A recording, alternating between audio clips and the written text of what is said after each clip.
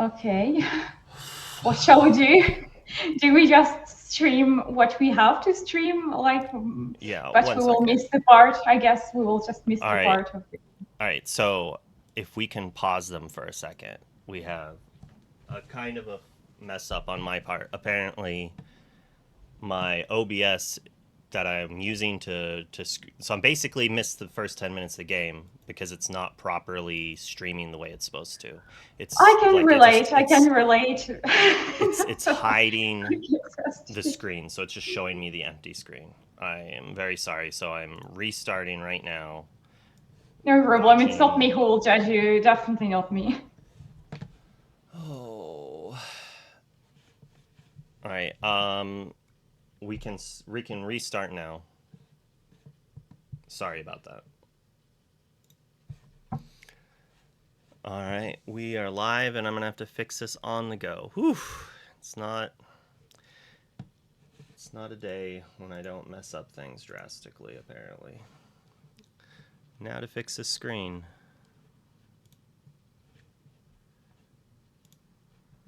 Do. I need.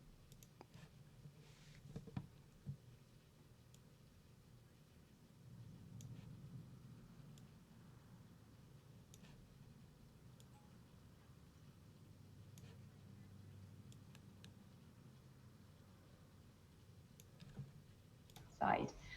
Um, okay, so talking about the cards, yeah, the situation seems to be quite good for Frank here because of his big Cinderella, but will probably be difficult to remove for Brennan. And well, in my personal opinion, in this mirror, like half mirror matchup, it's impossible. It's important to start. It's Whew. Well, if Karsten gets to sing a whole new world, that could be pretty big. But it really just depends on how much this Pete lock is going to be.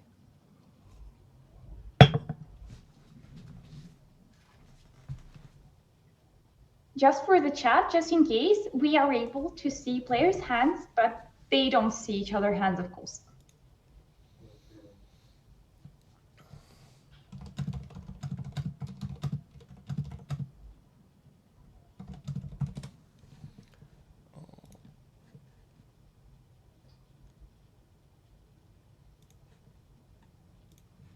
Yeah, they can't see each other's hand. So Karsten doesn't necessarily know that that whole new world's there unless it was grabbed off of that aerial. But with a Yeah, Cinderella in play and a Robin Hood, this is kind but of that's a scary. solid board. Yeah, that's a solid board, and also Karsten is ahead in terms of lore, so it's 0-9.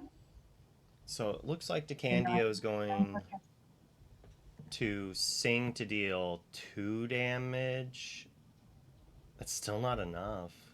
no, that's still not enough. I think like this big Cinderella, it's like almost impossible to easily get rid of her in this matchup. She's just solid. She has resistance. It's like just Oh no. Oh no. okay. So He I guess yeah, he's trying to spam the board instead of dealing with Cinderella. Yeah, but he basically dealt the damage to the Robin Hood, and Frank is just gonna draw off 3 cards off of Rapunzel. This is unfortunate for DeCandio here. Yeah, yeah. To be honest, I can't say that I completely understood this play, but I guess yeah, DeCandio in general he's supposed to go aggro in this matchup because his deck is just like it has 4 mines, right? It has more small creatures, and Frank's deck is a more of a classic yellow gray, like a steel song. So, and it's more mid range. So, the more the game lasts, I would say, more he has chances to win, and especially while being on the play. Oh yeah, and it looks like Frank was able to start with an early Cinderella shift, and that's just like so difficult to handle Yeah, I with a guess it was normal just steel the song. ultimate, yeah, the ultimate play, considering that he only runs one big Cinderella in his deck. Oh, that's so unfortunate Just one big for Cinderella. DeCandio. Oh, I mean, we saw yesterday or 2 days ago that Spessy drew his one of Pete like multiple times, and it was just devastating each time he drew it and played it. Yeah, but yeah, some players don't like this, like having some cards just once or two times. It's just some find it too like random, but Mm. I think it's not the case of Frank, because Frank finds everything just when it's necessary, just when it's needed. Yeah. Um, Yeah, a card like Cinderella, you don't really want to draw a bunch of them, but you love to draw one in the late game to win the game. And sometimes you get an early shift like he got in this game where they didn't answer the early Cinderella, which probably also sang songs to disrupt what DeCandio was doing. I wish we could have watched it. I don't know whose fault that was. Obviously, not my fault. It was all my okay, that's all right. The best is yet to come. fault. Ooh, this is I think this game is just over. I can't really think of a scenario that DeCandio can come back here with no No, lore, no more card draw, and no threats that can take down the Cindy. Like, we have to chain another dock into that card right there. Well, all right. So we can answer Cindy. We play Smee. We answer Cindy. We challenge Calhoun into Robin Hood. And, I mean, this is actually still lethal. It's still game, even if we answer all the exerted threats.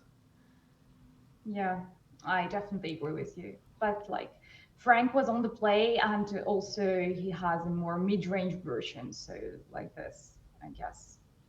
And also he drew his big Cinderella, like all the stars aligned. Yeah, maybe Frank doesn't play a character on his turn. Maybe Frank doesn't want to win. I just Yeah. assume Frank has a character to seal the deal. Yeah. I actually know how Frank managed to summon his Cinderella. I guess he did this with his playmat. Oh, that I makes mean, perfect like sense. yeah, it's like magnetic, like you play this playmat and you find her just in Yep. time. You just he just has to like double tap it in the right way, and then the next card will be the Cinderella. Like, heart of the Yeah, cards, I do believe our Yu-Gi-Oh brethren call it. Disney magic.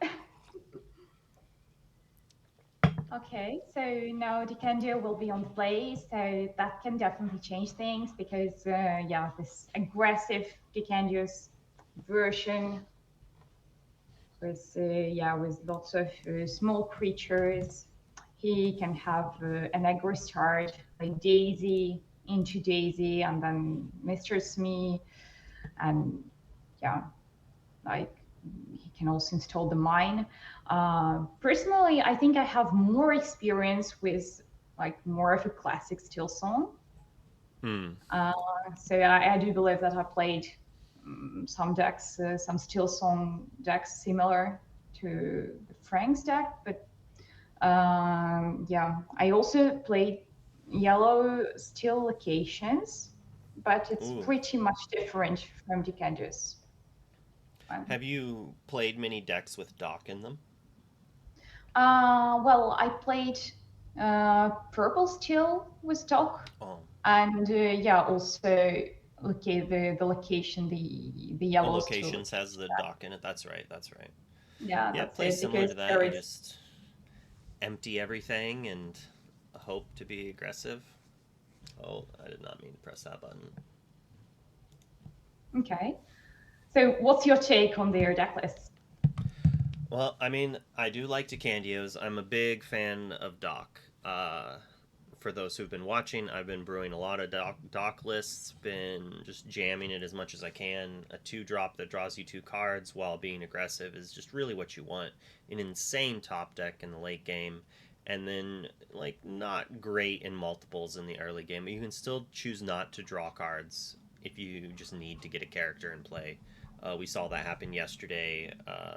Sadly, the bounce happened on it anyway, so it didn't matter. But it is a thing that can happen. Frank's list looks pretty decent. It's just an average Steel Song list using the Simba shift lines. It's pretty on point. I had something similar built, and its matchup spread kind of just feels like Steel Song. Frank had said that he did not get to look at set 6 cards until a day before deck lists were due. Frank is quite the busy guy. He's jamming at least 2 different games, and I'm pretty sure he spends most of his gaming time focusing on Magic the Gathering, which is fine. He is a Hall of Famer in it, amazing player. Anyone who's played Magic should know who Frank is as well. And now if you're playing Lorcana, you probably also should know who Frank Karsten is. Yeah. And so he didn't get to add too many new cards in, but he did get to jam the full set of Simba in to try that out. So it's kind of neat that we get to see that happening.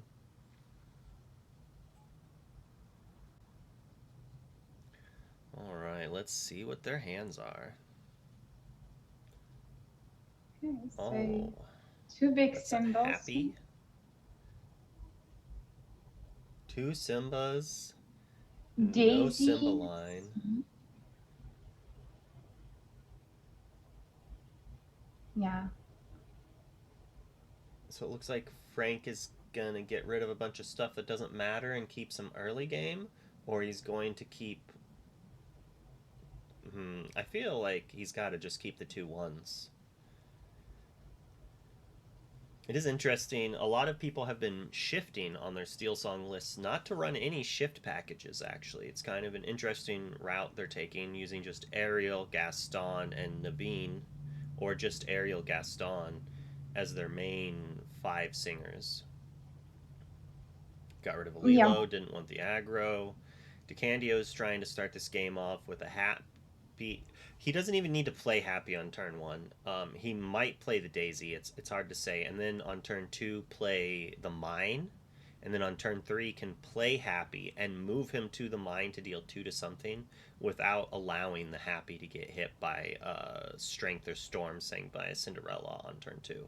Which, as we can see from Frank's hand, he has the Cinderella and the Storm. Like, he has what, for the last few sets, people in the Steel Song Mirror match just absolutely hate seeing turn 1 Cindy.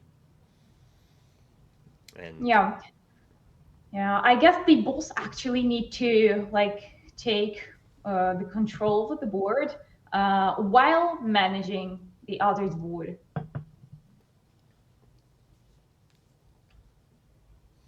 Yeah, it's an interesting thing they've got to do there. I wonder if I should. Let's see if this is wrong to do. Chat, you tell me.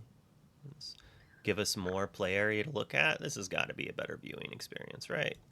Much better. Much better.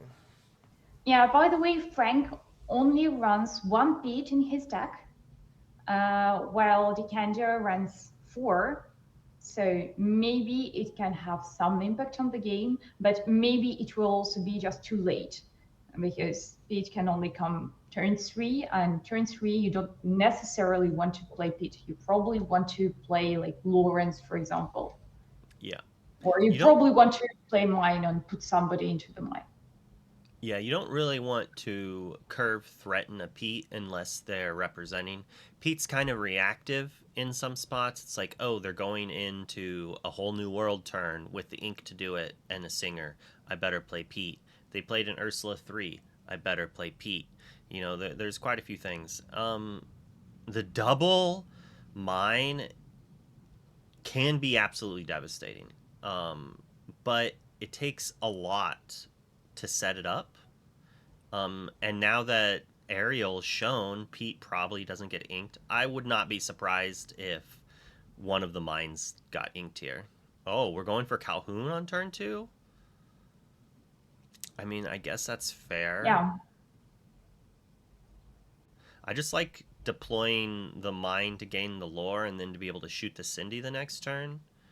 But I understand wanting to just get a threat into play. And he's also tanking. He has choices here. It's either you get a mine and then you gain another. Like, he can't really answer the mine. So this turn 2 mine is going to gain about as much lore as Calhoun. And then the next turn you can take out a Cindy. So you're gonna. The problem is then they play an Aerial, you play a Pete, and then there's still. I So wish there the was a way you could sneak it in to get both in to then be able to deal 4 to things. But DeCandio has decided that yes, the mine is too slow at this point, which is fair. I've played a few I think games with mine. he wants to install the creatures. He wants to like create a board, what is like completely understandable. Board presence, yeah. Yeah, he wants board presence. And yeah, I like Calhoun a lot. To me, it's some kind of Mr. Smee busted, maybe. Busted Mr. Smee, because... I mean, Mr. Smee's already busted. But... like, Mr. Smee's Yeah. already pretty good. But yeah, it's... Yeah, oh, another mine. Yeah, that's nice to drop, and I really like the fact that she's resistant, because it's not so easy to get rid of. So on this turn here, we could have played happy, moved him... Uh-oh. Okay, we could have moved him to a mine. Well, luckily, webcam games, they can just stop playing for a second, and then we get right back in so we don't miss anything. See? Perfectly fine. If this was a digital client, we'd be gone. So obviously, webcam games are better than digital clients. Why have we been complaining for years about wanting... It feels like it's been a decade of talking about wanting a digital client. And it's been like 3 months, 6 months. Inking another mine. It's just...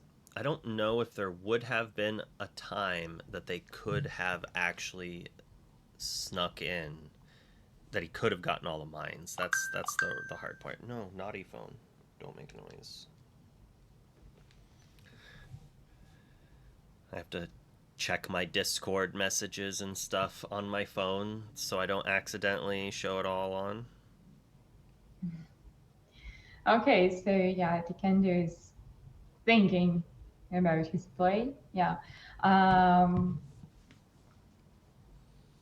What do you think is the best option here? You play mine and happy, yes, and you don't move anybody into the mine yet? See, this is rough. I don't know. Like, Happy's probably gonna get stormed here. Like, I'm assuming Frank's play is Ink Simba's uninkable.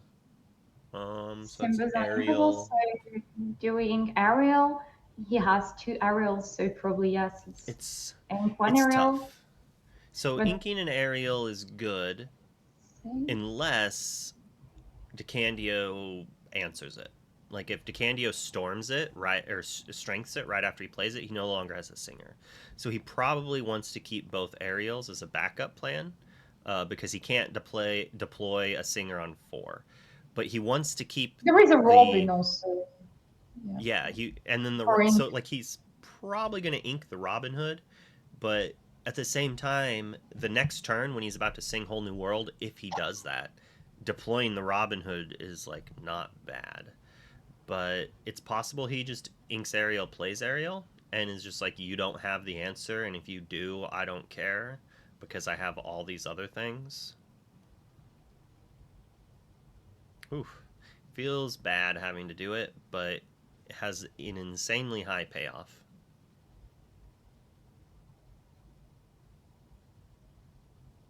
Okay, so he wants to keep his Robin Hood? So if he does... Ooh. So if he does Whole New World, he can uh, deploy a few threats right before happening. I wonder if he didn't find any songs, or maybe he found a whole new world and he decided not to take it. That would make a lot of sense. DeCandio, I don't think has a way to take it. Let's did I already delete those apparently? Whoops.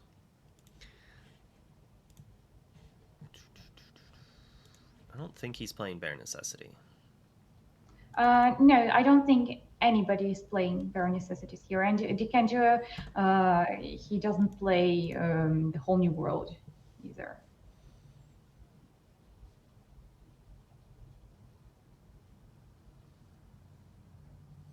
DeCandio's deck is actually not a song deck. Well, he does run some songs, but not a lot of them, and so it's not. I know sometimes the aggro list will run one or two, but yeah, it looks like he's just on the 8 songs, I think. Yes, just 8 songs, not aerial, because 8 songs is nothing for aerial. You have very low chances of getting a song with an aerial.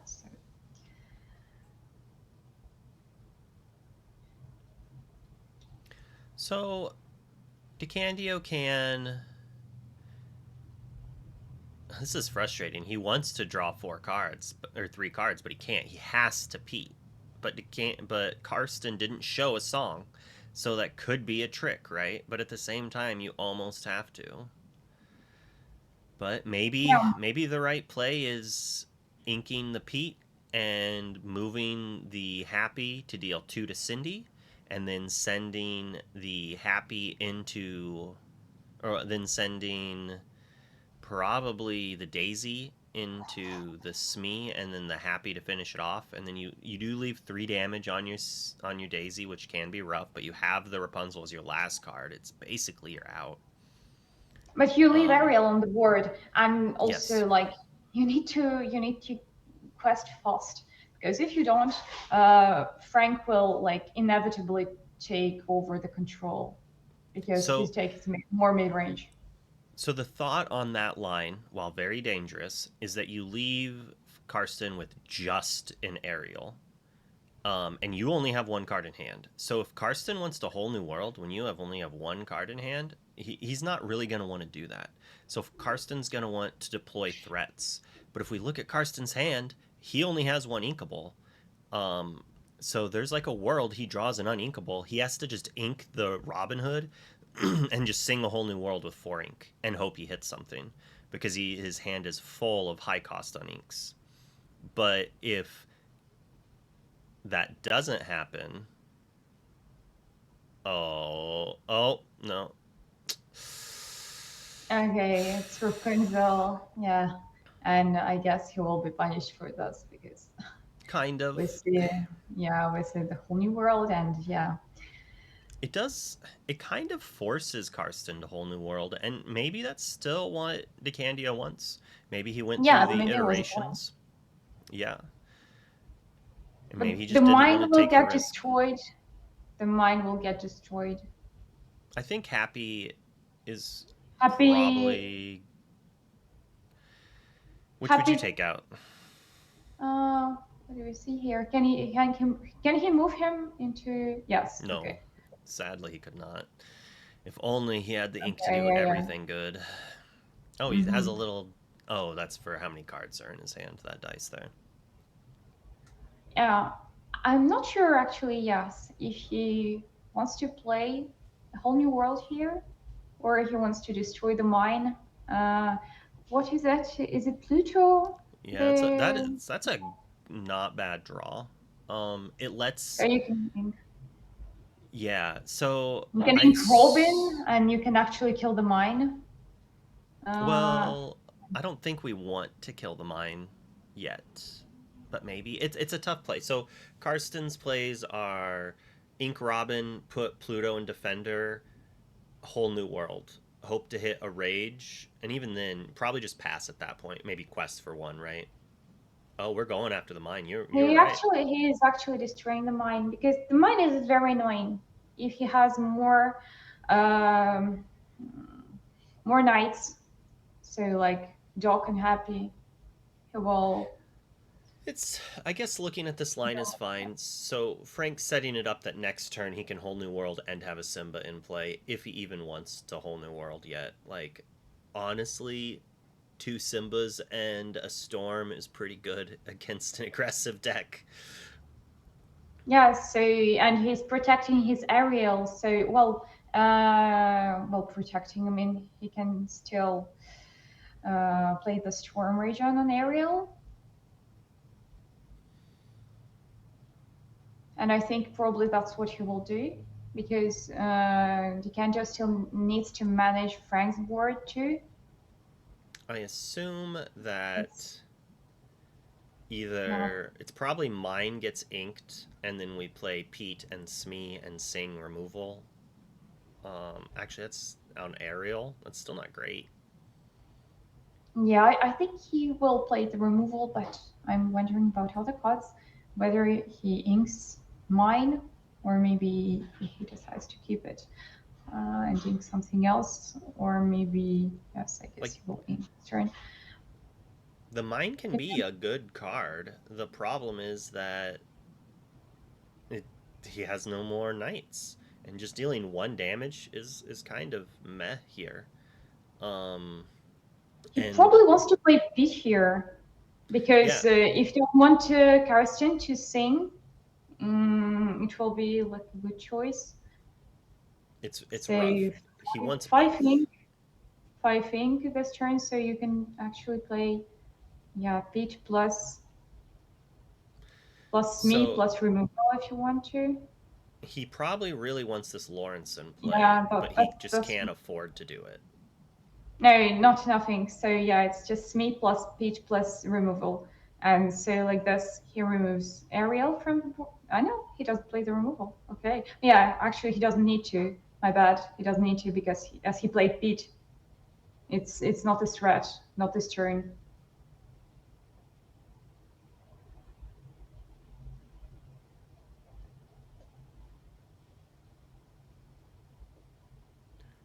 What do we got? Top deck ink. Play a Simba. I assume we're Whole New Worlding. Maybe we don't.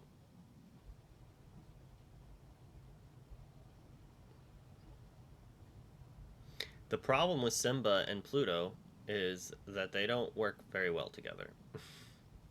Because you have to ready your other characters. You don't get to choose not to, and then Pluto doesn't protect your kitty cat.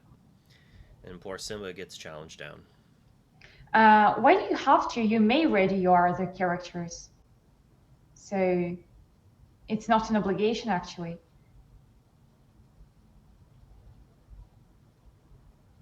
I mean, with Simba, you cannot ready. You can you don't I need think to you. do this. No, I No, think no, no. it's. Yeah. I'm just reading this card. At the end of your turn, if this character is exhorted, you may ready your other characters. So it's Oh, not an obligation. No, it's an a little option. better. So Okay, yeah, yes, okay. it does work with Pluto. Apparently, reading the card helps. I never would have thought.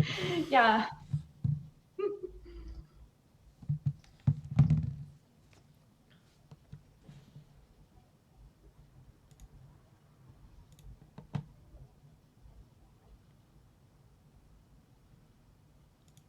So, apparently, my stream, while being streamed to the Disney Lorcana category, is not listed under the Disney Lorcana category.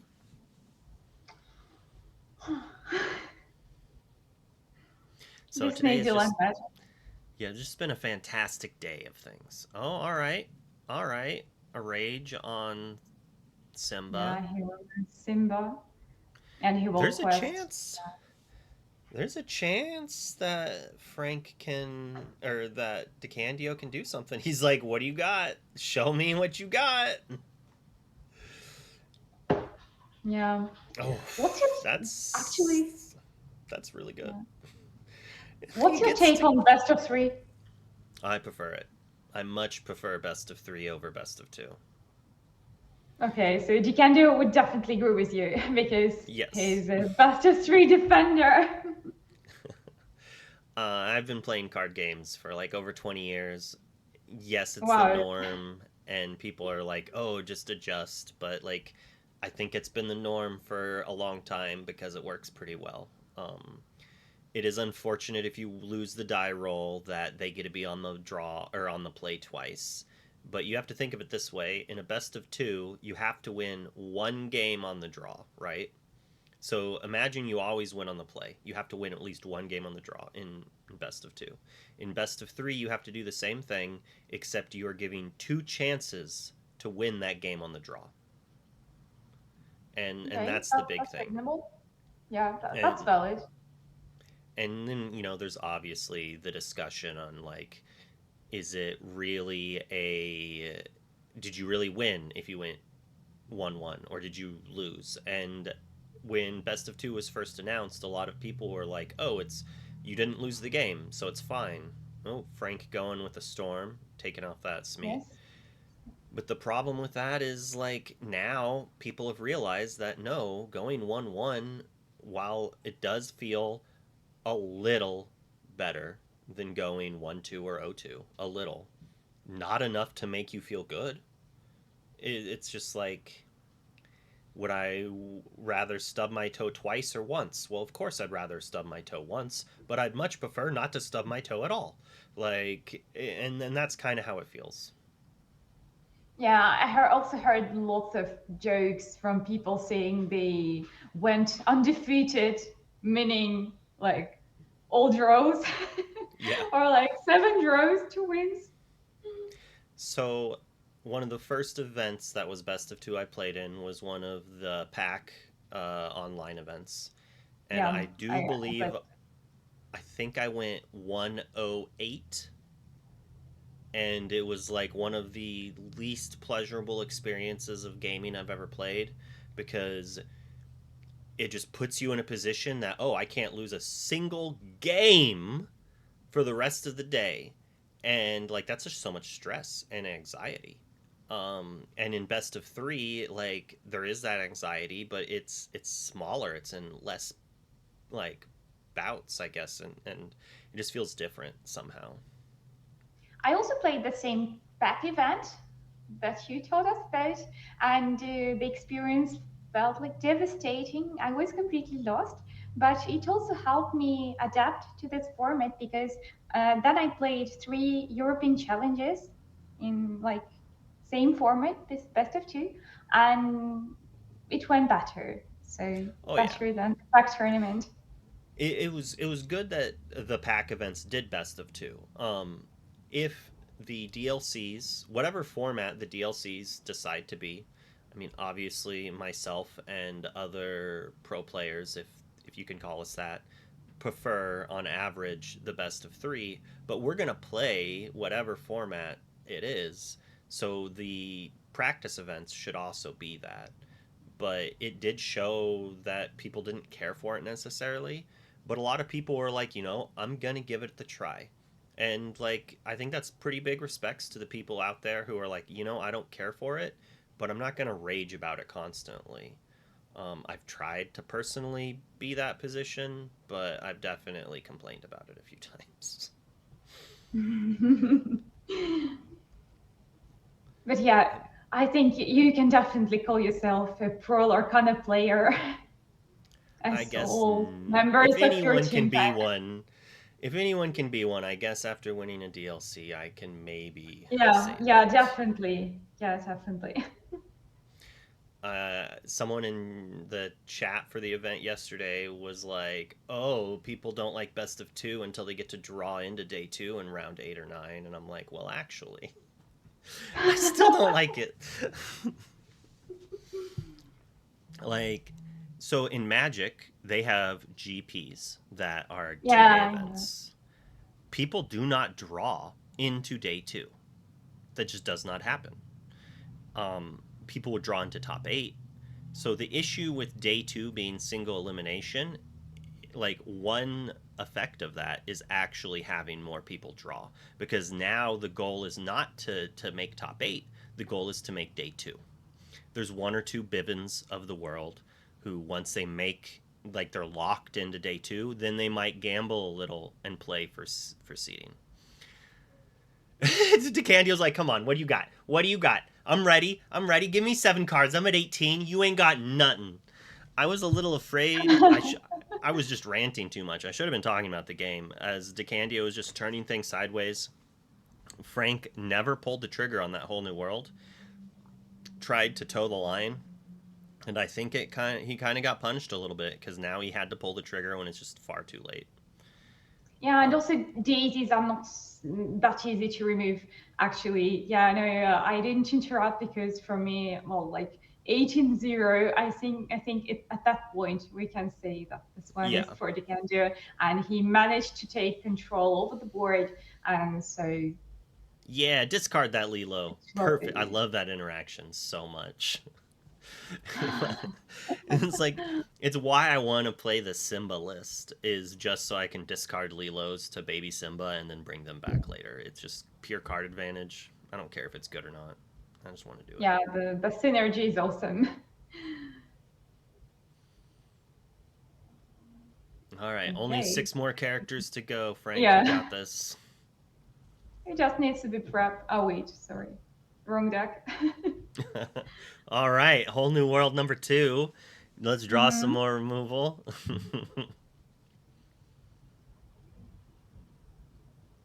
That's game. On to game 3 we go. All right, DeCandio, while it looked scary there for the beginning for a few turns, luckily he was able to sneak his way through and not get hit by the whole new world, and was just able to nickel and dime his way to a victory there.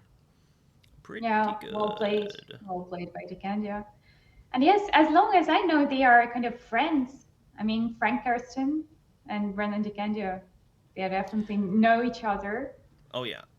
Well, DeCandio is also actually known in the Magic world. Not a Hall of Fame player, but he had quite a good run for a few years when he was grinding really hard, and still decent player. I'm pretty sure he played in a Pro Tour this year, and played in a few RCs, so he knows how to sling some cardboard, that's for sure.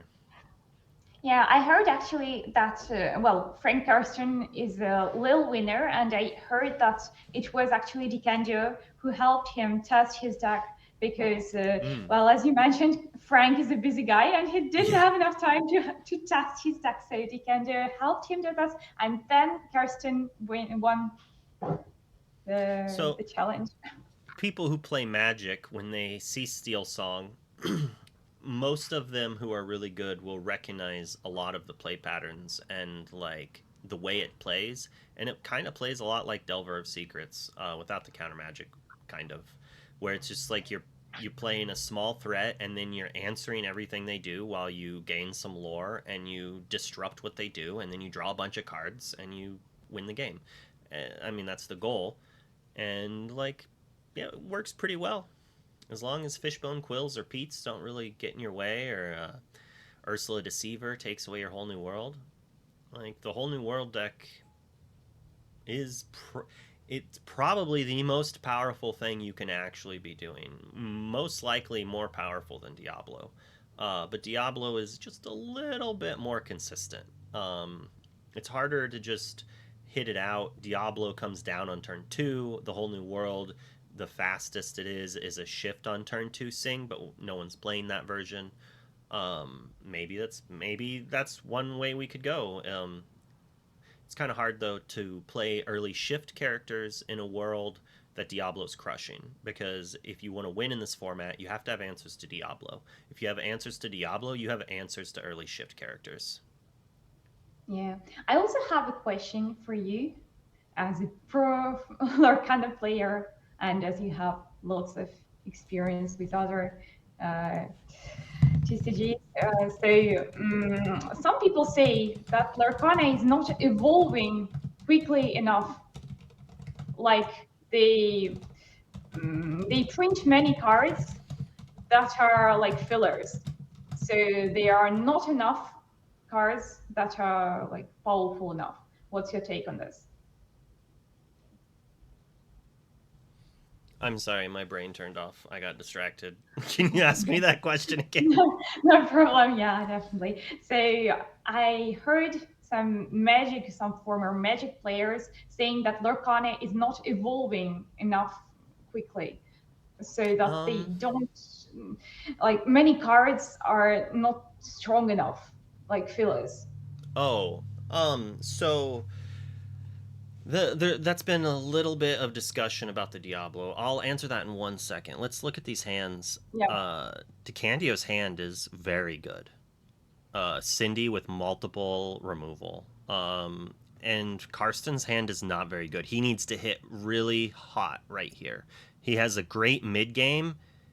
Oh no!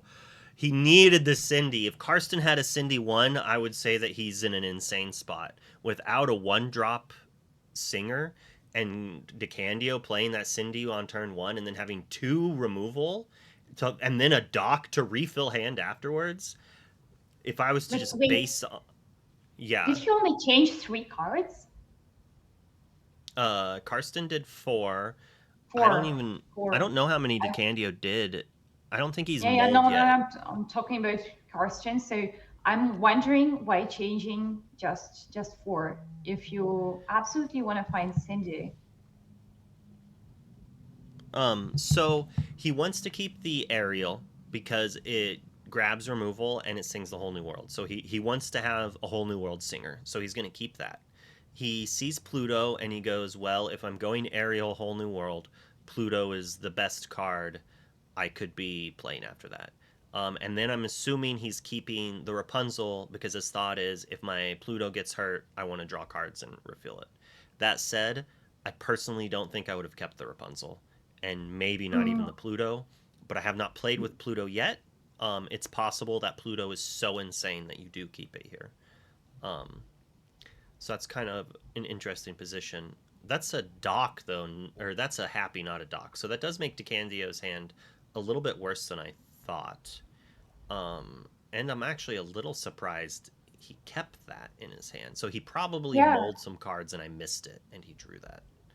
yeah, That it's very said, surprising for me too. I would have just kept the Ariel, I guess, in this case. yeah, I'm assuming that he's inking a Lilo and playing the Cindy. I can't see him playing anything outside of the Cinderella here. Maybe the Daisy because he goes his opponent's not gonna probably play a character that you can Cindy, but you just have to I play think it. maybe, okay, yeah, he plays. I would play Oh, he's Daisy teasing actually. I me. think I would play Daisy uh, because no Cindy for Frank to 1. So If we can look at both players' hands, it's possible the Daisy is the better play because there's no target, and if he plays a Smee, you can't answer it anyways. Um, I mean, if Frank did play a Cindy to 1, so yeah, still Daisy. I don't know really. I don't know why Cindy to 1 here, so turn the 1. question is, there's no way Frank or there's no way DeCandio strengths this Smee, right? I just don't see that. I assume he's inking Lilo and just playing Calhoun and passing. But Yeah. there's a crazy Uh, world that you he have plays two one Happy drugs. and Daisy. Yeah, if he had a Doc, I could see it. I could see that happening in a world with Doc. He has 4 in his deck, so chances are that he draws it with something like with the storm, probably. Uh,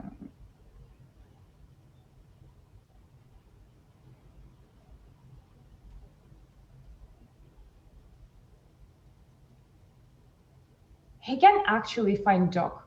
I mean, when you run 4 of them, Well, if I know anything about Doc decks, when they don't want to be seen, you won't draw them. All right, well, he tanks. I'm going to refill my coffee. okay. So, what options does DeCandio have here? Yeah, 2 1 drugs, or maybe just Calhoun. It's a tough choice he doesn't And play Calhoun, I would be surprised. I would have to ask him why he was so afraid of the Smee. But it could be. It's hard to say. He wants the Smee to quest so he can just storm it, right? But I just don't see Karsten doing that. yeah, that's true. So he inks Lila, and yeah, he's just thinking of playing Storm. I mean, he's looking at his Storm. So the storm play is an interesting one, right? So he could storm and see what he draws and be like, sure, if you want to trade your Smee for my Cinderella, go for it. It just seems unlikely. Oh my goodness, we're doing it. Okay, so yeah, Happy plus Daisy are there. And we Here we pass. go. Okay, there we go. So this way he can answer Ariel on curve while also like deploying threats if need be. He'll have 3 ink. So imagine if Smee quests here, which probably won't happen just because Happy is representing a trade with Smee if Smee quests. But if he did, then DeCandio could sing Storm and hard cast Strength on Ariel and like be able to answer both threats. I'm happy with the play DeCandio went with. He went with one that was half of what I said. Where it was just like Yeah, he could play the 2 1s, but he didn't yeah, strength. no Storm. Yeah, no, yeah, no strength. This game's over. I think right now this game is very not good for Karsten because DeCandio is going to answer this Ariel, and like Karsten is on answering one character a turn and maybe missing ink at the same time. Yeah, and 4 songs and no singers left. So no singers left on the board. He will have to hardcast his songs, probably. I'm assuming he's just going to sing. Oh. I mean, DeCandio doesn't know that Frank doesn't have ink. That was not a bad draw for Frank, needing that ink.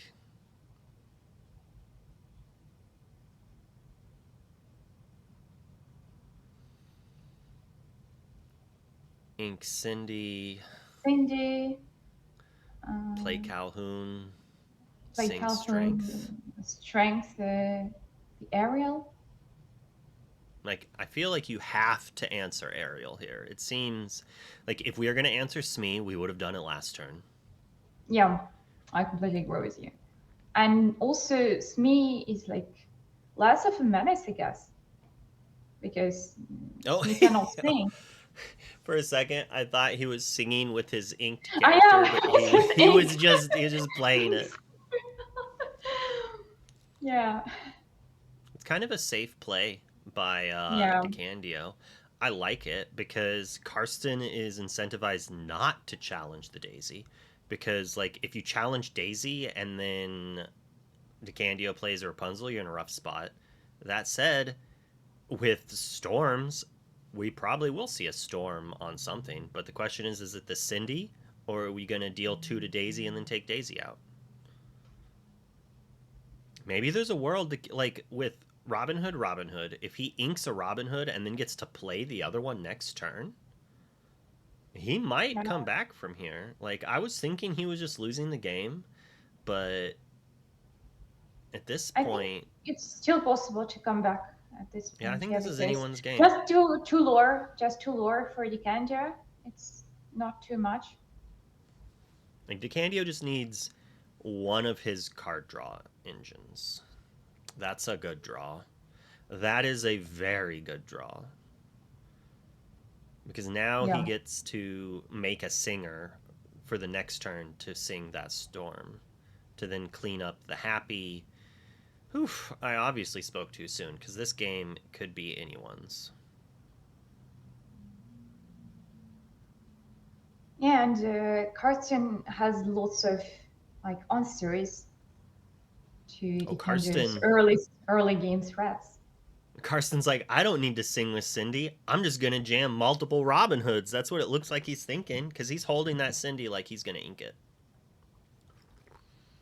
Yeah, that's easy for me, because I would say that it's like you ink Robin, but Robin is a very good card against everything that is gray, because 6 health points, it's difficult to remove it when you play gray. Probably that's why he's hesitant about keeping the 2 Robins. Yeah.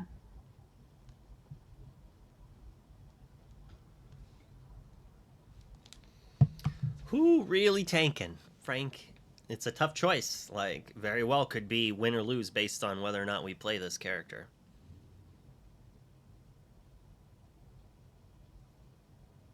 So he inks that Cindy.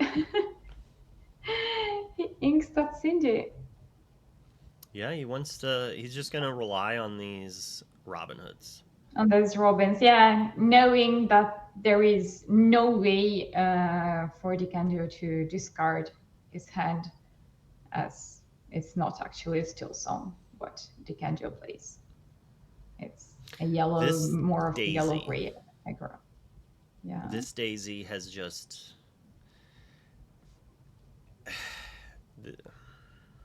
This Daisy is not Goblin Guide, that's for dang sure. I feel like Daisy's been a traitor and just like giving Frank everything he needs. Daisy's just like slipping Frank 20s under the table, being like, here you go, does this help? Yeah, she did. DeCandio quite dirty, indeed. Ooh, Okay, all right. 2 Robins, a Simba. Goes for the Simba because then the next turn you can challenge with the Smee and ready it if you need to. Although, how are you going to take out this Pluto? Oh, we have a Zeus. What am I thinking? Yeah. This is looking bad. DeCandio really needs to just empty his hand. Doc. That's not bad. That is not a bad draw. Oh, and then the question is does he sing with the Storm to hit an ink so he can play Calhoun and Pete? But there's not a good target for the Storm. So it's like really rough. Do we just quest? I feel like we need... It, but yeah. I think we have to... Yeah, probably he has to quest. I think we need to sing Storm on the Simba. And the reasoning for that is so if we draw the ink to play Calhoun and Pete, Calhoun then can trade with the Simba and gain 2 lore at the same time. But DeCandio decided that was too risky. But also, you need to quest. It's an aggressive deck. It's not a steel song. You need to quest. It's an aggro. Like very much so. It's a rough spot when to sing and when not to. When, as you're saying, like, yeah, we have to quest. We don't have these whole new worlds to just refill our entire hand. But sometimes it's interesting. We lose 1 lore, but if we deploy Calhoun, then Calhoun questing next turn gives us that lore we lost back. If Calhoun trades with a Simba, we get that lore we lost back plus some. The point is that Frank, he has these big creatures like Big Cindy, Robin, and they are extremely difficult to remove for a DeCandio. And the longer the game lasts, the most difficult it may become, like for DeCandio to deal with the board of Frank. DeCandio really needs to draw a Doc or a Rapunzel right here. And Frank is... If Frank gets to sing these songs next turn, it's in a bad spot. Although we're pretty sure this Storm that he did not play, he's smarter than me. He knew the Cindy was coming down. He's like, no, I need to take out a Cindy next turn. And he saw the future. He knew what needed to happen, and he did what needs to be done. I also kind of like playing Robin Hood over this Simba, and Frank agrees. Yeah. It's got a big butt. It gains you lore, and you do have to eventually win the game because DeCandio is going to get to the spot that he's going to force you to play removal on a character every turn. Yeah. Yeah, that's true. And I think Robin here, yeah, I completely agree with Robin, because Robin is not easy to remove, and it does not die with the Raging Fire. You can play What? 5, and you cannot remove it. I mean, DeCandio cannot remove Robin easily. Yeah, it would have to be like the Storm into Rage, and that's just Yeah. like a rough play. Ooh. Are we going to just answer it? Okay.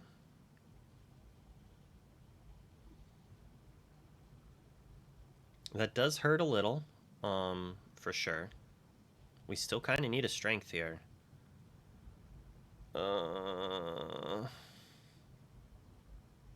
13, 14, 15, 16-ish. That Simba's gonna do some work.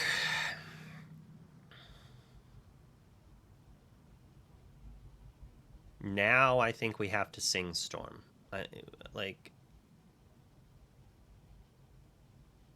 Yeah.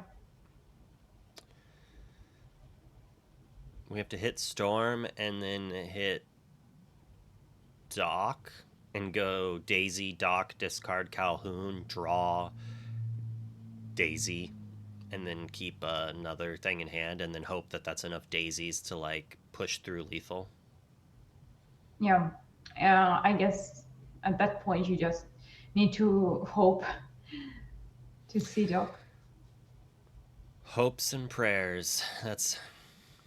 I mean, he gets to go to 12 and then have 3 characters in play that. I mean, they would not survive through to the next turn. We're hard casting it? Hard Oh cost, my. Yeah, it's hard cost. Would have loved to have been able to play that Pluto. Yeah. Oh no. But I mean, if he would have sang it, he would have drawn a 1-drop, right? Like, that's just how it works. You draw the card that's not good for you. And this is super frustrating because I guess I didn't think about this line. So maybe he had it set up and he's ready to go. Playing Daisy here is not bad. It's not a terrible spot. You don't get a quest with the happy. No. I don't think, because it challenges, gets 2 damage on it, and then Calhoun can't take it out. What are you gonna do? Send your Daisy into it to get rid of it with a Calhoun?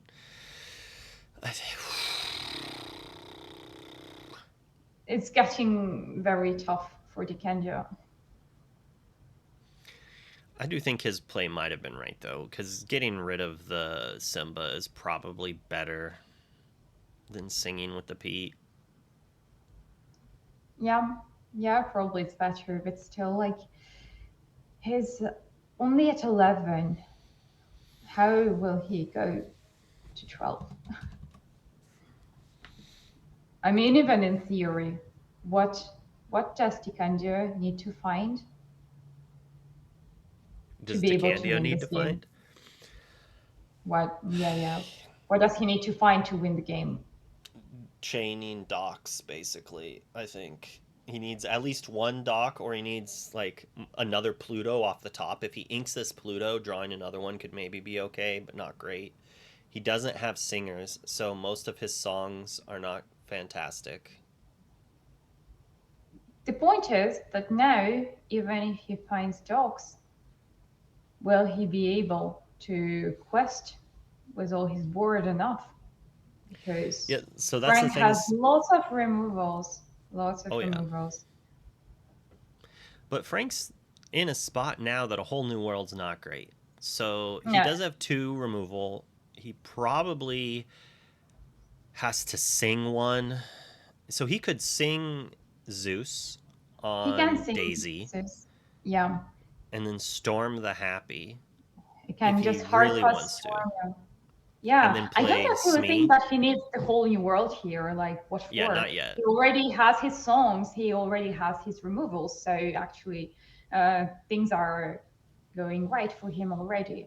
I don't Yeah, think he needs to find something urgently. I think he should sing Zeus on Calhoun, play Simba ready, and then hard play or just play the Storm on the Happy, leaving DeCandio just with a Daisy, and it leaves Karsten with a Robin Hood and then a shift Simba line, and then he has two singers for a whole new world if he needs it, and if he doesn't need it, he has two giant bodies to answer the characters and play under DeCandio. And every time Yeah. DeCandio is questing with these daisies, he's just giving Karsten more cards so he doesn't need to play the whole new world. I have a feeling that this game is for Frank because the longer it lasts, as I say, like the better it gets with a Yeah, mid-range yellow stuff. normally. Now, if Frank has to pull the trigger, imagine these daisies just hit non characters, and Frank Yeah, all of a sudden has to play the whole new world. Well, that gives us a world that DeCandio could just Pete him out of the game. He could play single yeah, Pete and play two or three characters and just win the game. yeah. I All right, so completely we're agree drawing with our you. card first. Ooh, we're Yeah, going for this line. This was the other play. yeah. Robin Hood taking out Daisy, and then we're just leaving the Zeus in hand for another turn. Just being like, instead of leaving you with the Daisy, I leave you with these two characters. Simba, Um, yeah. Not exhausted, yeah, because yeah, he wants to shift it. No, he's hesitating. Okay, so he's actually oh, he has four, so thinking Simba and he has playing Zeus. two Zeuses, so he's gonna Yeah, Zeus two out the Zeus. Calhoun now. I thought he had one less ink than that overall, but I guess I can't count. Yeah, because he was at 6, but he could go into 7.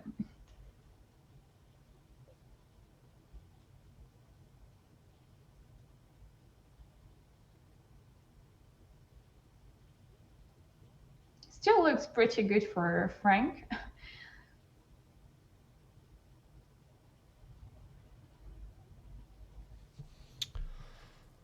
It's a tough game. That is a good card to draw, just not right here. Normally, Storm is what you want to see, not against a 3/6 with 1 damage on it. No, but that's what I said actually again. It's very difficult for anything that is gray to remove Robin. Yep. Robin Hood is secretly one of the best cards against Steel Song and Emerald Steel,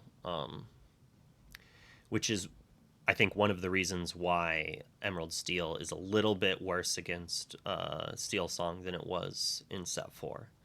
Obviously, there were Bucky. The whole thing is different, but not having Robin Hood hurts that a little bit. But Robin Hood's pretty bad against Ruby Sapphire. Yeah, yeah. Against everything that hasn't been used as actually also it's not a good card to play.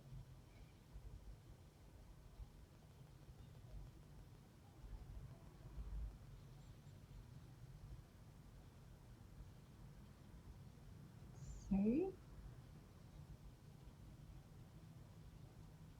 all right.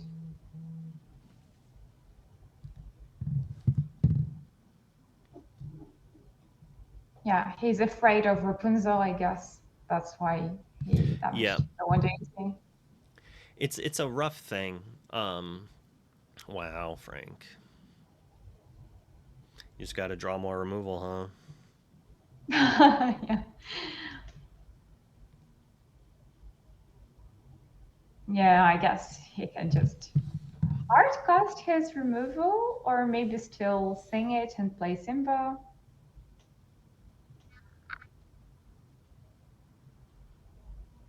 He is not even forced to remove this character. Well, 11, Yeah, it's not. and then we are Ooh, at, Pete. yeah, I guess it probably will be Simba plus, yeah, because he don't have enough ink to play Simba plus hard quest. So I guess, yeah, Robin will sing. I Robin will probably assume. sing. Maybe not. But also, you can only deal 2 damage with this one. It takes out the Uh, Daisy. yeah. Yeah. I I mean, think just, taking it out's fine. Or yeah, questing. I agree with you. I was just thinking, like, whether Frank wants to keep this card for, like, some further threats from DeCandio. So I'm assuming that Frank is considering. So if Frank is going to pull the trigger on the whole new world, then he probably sings the Rage. Frank is like, well, I don't want to sing Whole New World. I want this Daisy to give me cards. I want to leave DeCandio at 14 lore and I want to win the game. I have no lore. I need to gain lore. There's 2 ways for him to gain lore. Slowly nickel and diming it now, and he has 2 removal spells to answer threats, and DeCandio can't really quest into these characters. Or he tries to answer what DeCandio has in play and then Whole New World and hope to get lucky, and that has a huge negative aspect to it that DeCandio could just beat him from it. Draw Pete, play 3 threats, quest, win the game. You know, So he's I kind think of, the whole new world is very bad here. Actually, yeah. I Yeah, I would think the I whole new would not world play. is, yeah, it's last chance. It's like DeCandio's going to win the next turn, so we're whole new world. Oh, Yeah, I think, yeah, you don't want to give an aggro deck a handful of cards. You don't want to do this. Your average top decks are better than theirs. I mean, if you are playing a yellow steel mid-range deck, your average top deck will be better than those of your aggro opponent. Frank is a master. Like, I'm just going to draw removal. I'm not going to Yeah, but he blank on cannot whole new play this worlds. turn. He cannot play this turn, so I guess he'll just quest and skip.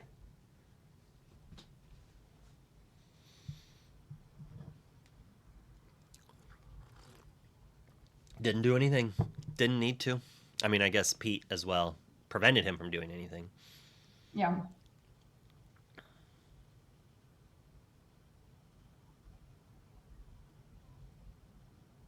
The thing is that Pete will not be here forever. I mean, like, I don't think he will draw Pete every turn, so here comes a mine. I mean, I guess we get to deal 2 damage to Simba and then trade it. So Simba's just answered here. That's not bad. There's a. We're back in the maybe. Maybe DeCandio can come back. Like, let's.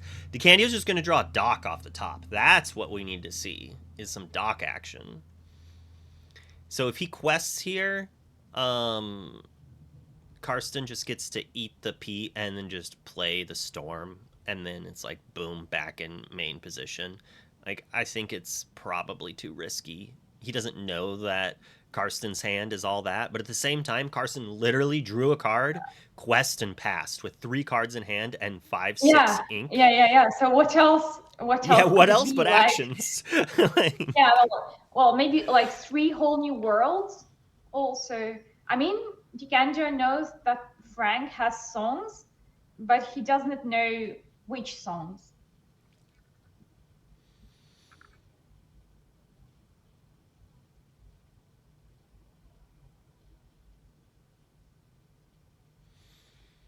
chat is watching the scene where they had to decide to Daisy or Pluto or Calhoun right now, and they're like, Pluto wins the game, and they're like, but he has a Zeus in hand. Oh, DeCandio played it safe. It's an interesting card. It doesn't really do much. I wouldn't be surprised if he didn't play it and just challenge the mine. I guess mine's 6. So then because he needs to take that out because it's gaining lore, right? Yeah. And Yeah. then giving it Gaining lore. resist. Go for it. Yeah. Yeah, it's Yeah, just and draws also with it. So yep, we get a new card. It keeps the Robin Hood from taking damage. Like all of a sudden now, DeCandio can't answer the Robin Hood in play. yeah, that's what he does. And so here comes me. It's a good card. I mean, most of them are good. Kitty. I actually heard your cat purr. I mean this. He just tries to act adorable so he can get into trouble. Yeah, I'm talking about you, Kitty.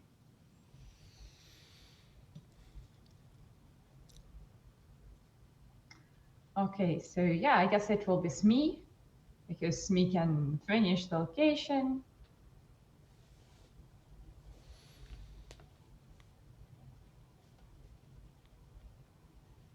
Gain a lore. What'd you draw? What'd you draw? Oh no. No, not a duck. Not a duck.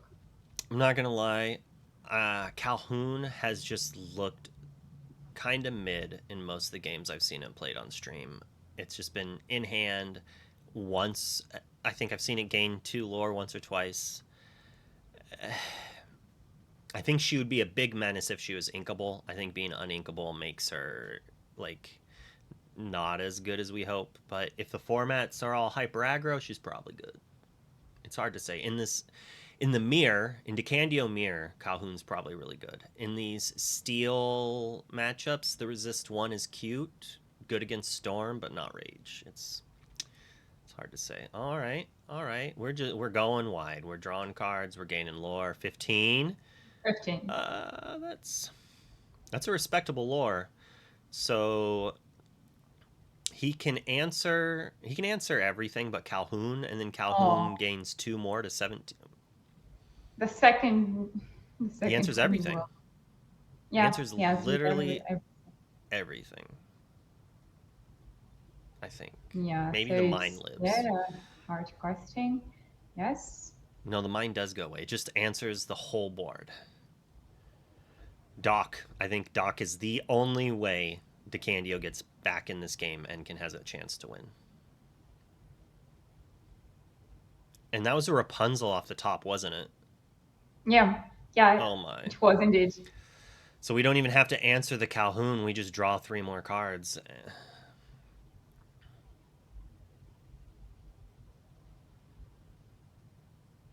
Another Rapunzel. Yeah, and the mine is gone. So Doc or bust. It's like Doc into Pete and Daisy win the game. Because we go up to 17. So we only need to gain 3 lore. Against Steel Song with 6 cards in hand and 3 characters in play. Yeah. Easy peasy, lemon squeezy. Like...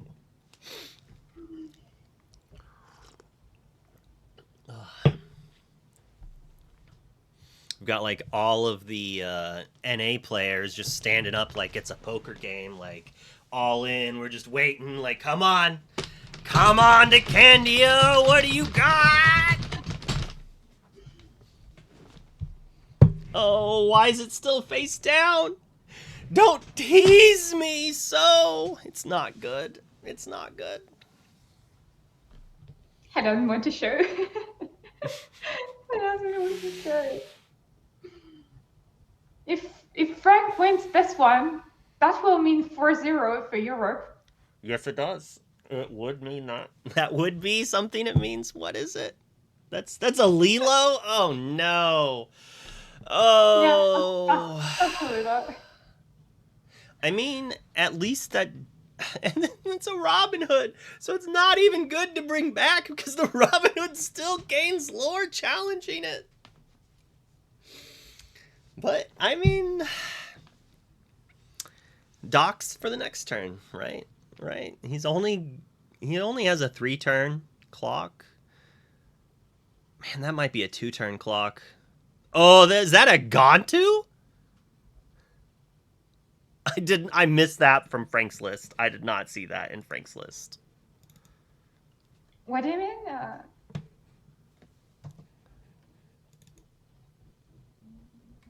He plays one Gontu in his list. That's a 5-cost, Yeah, 4/3 One Gontu, quest for 4. Yes. Only one. Whoa! Yes, that's it. Oh, he discarded it. I thought he played the whole New World. I was like, what are you doing? No. I needed to thought that like it's good. It's good now. Like he will just discard his New Worlds because he absolutely doesn't need them. Yeah, there's no way. But this Gontu, this just might be straight lethal in play now. I don't like DeCandio can draw. Kitty, get down. DeCandio has to draw Doc into 1-drop or into strength. That's not even enough. Yeah, it's just over, I think. No, I think it's just over.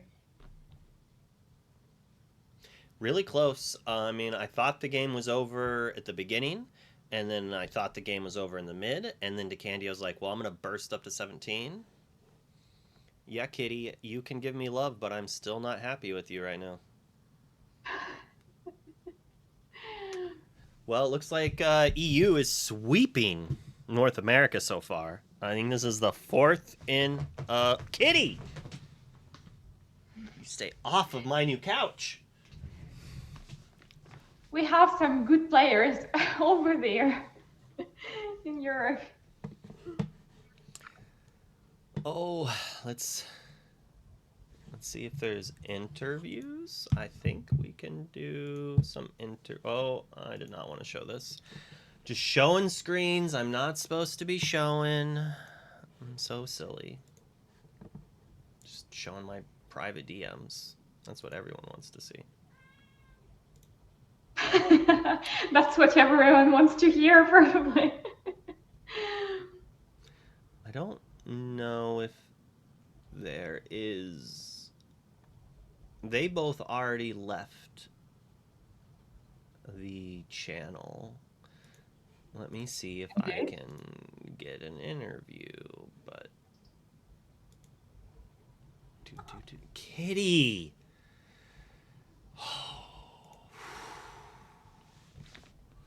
I really love him. He reminds me of my own cat I have too. Here, sit here, entertain the chat, leave me alone. Get your tail. And he's so fluffy. I like this tail. He has almost as much fluff as you do. Yeah, he's got a little bit of fluff.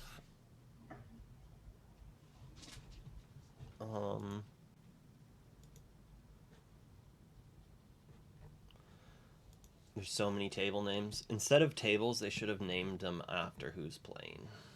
Yeah, I kind of agree with you. But it's... Which table is it? Probably table 1. Is it table 1?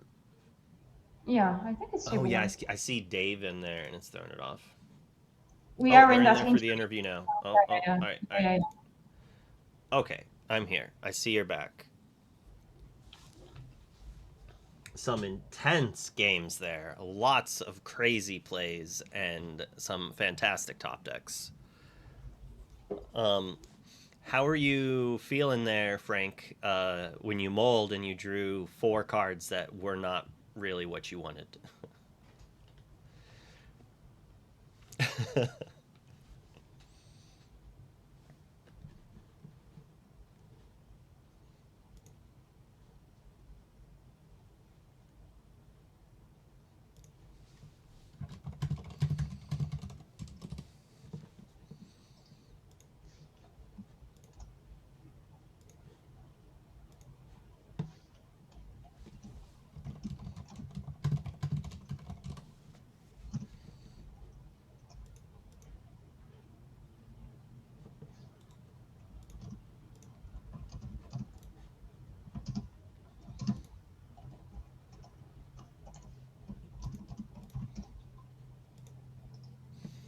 Yeah, you did a great job there. I remember you tanking for a long time on whether or not to play that Cindy, and I was just like, it's so rough because you have the 3-cost song, but you have these Robin Hoods that if you're able to just get them in play, they're going to do so much work.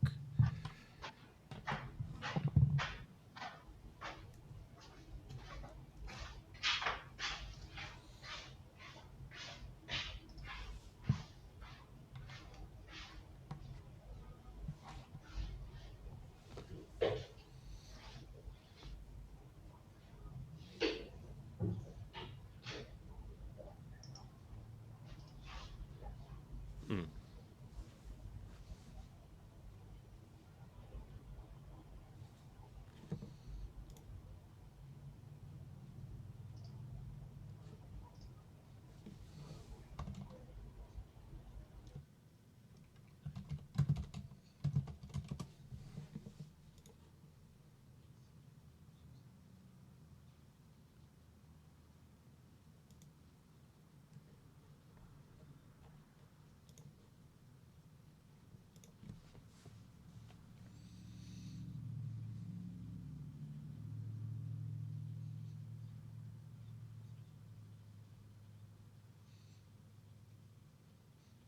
Yep. It's hard to play around 10 different cards that all attack at different angles, so.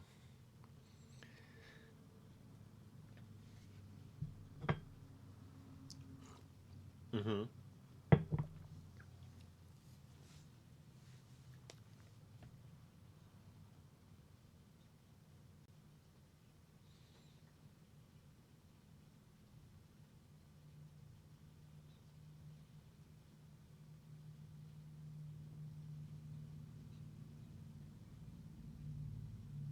Yep.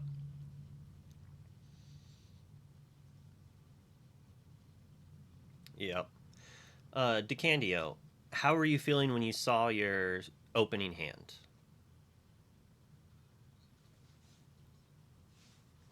We did, okay.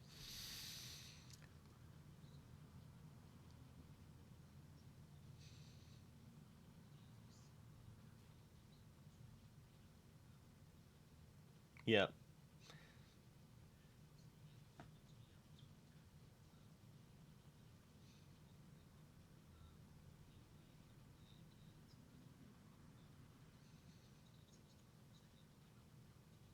Yep.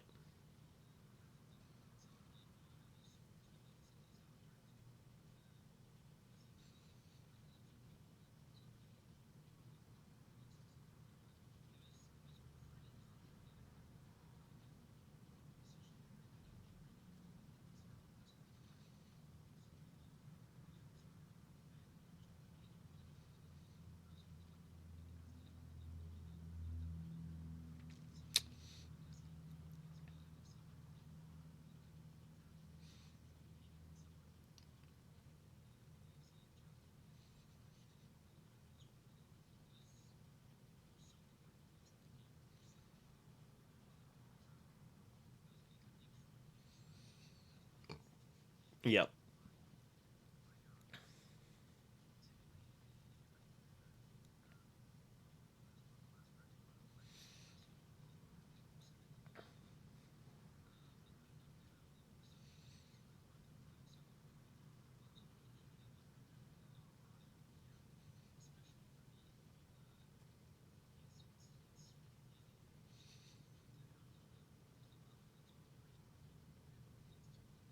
Yep.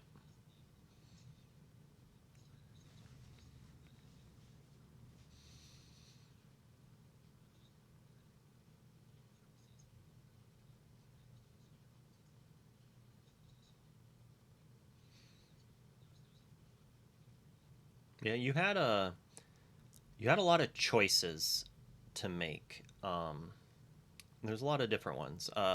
Queen, you had something to say?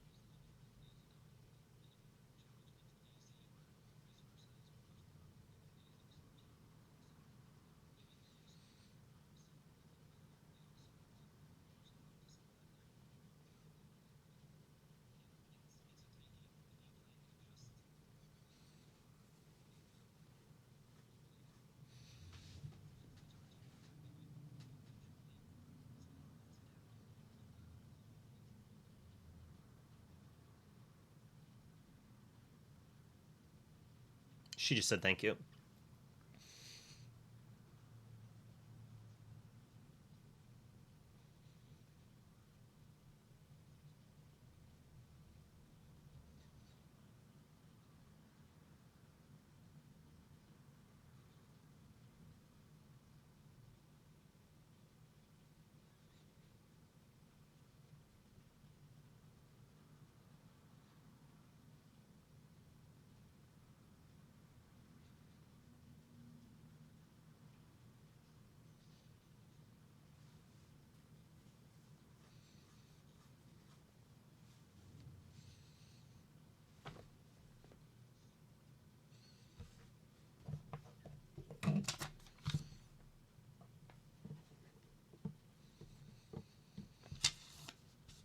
So, Frank, how do you feel about Gontu?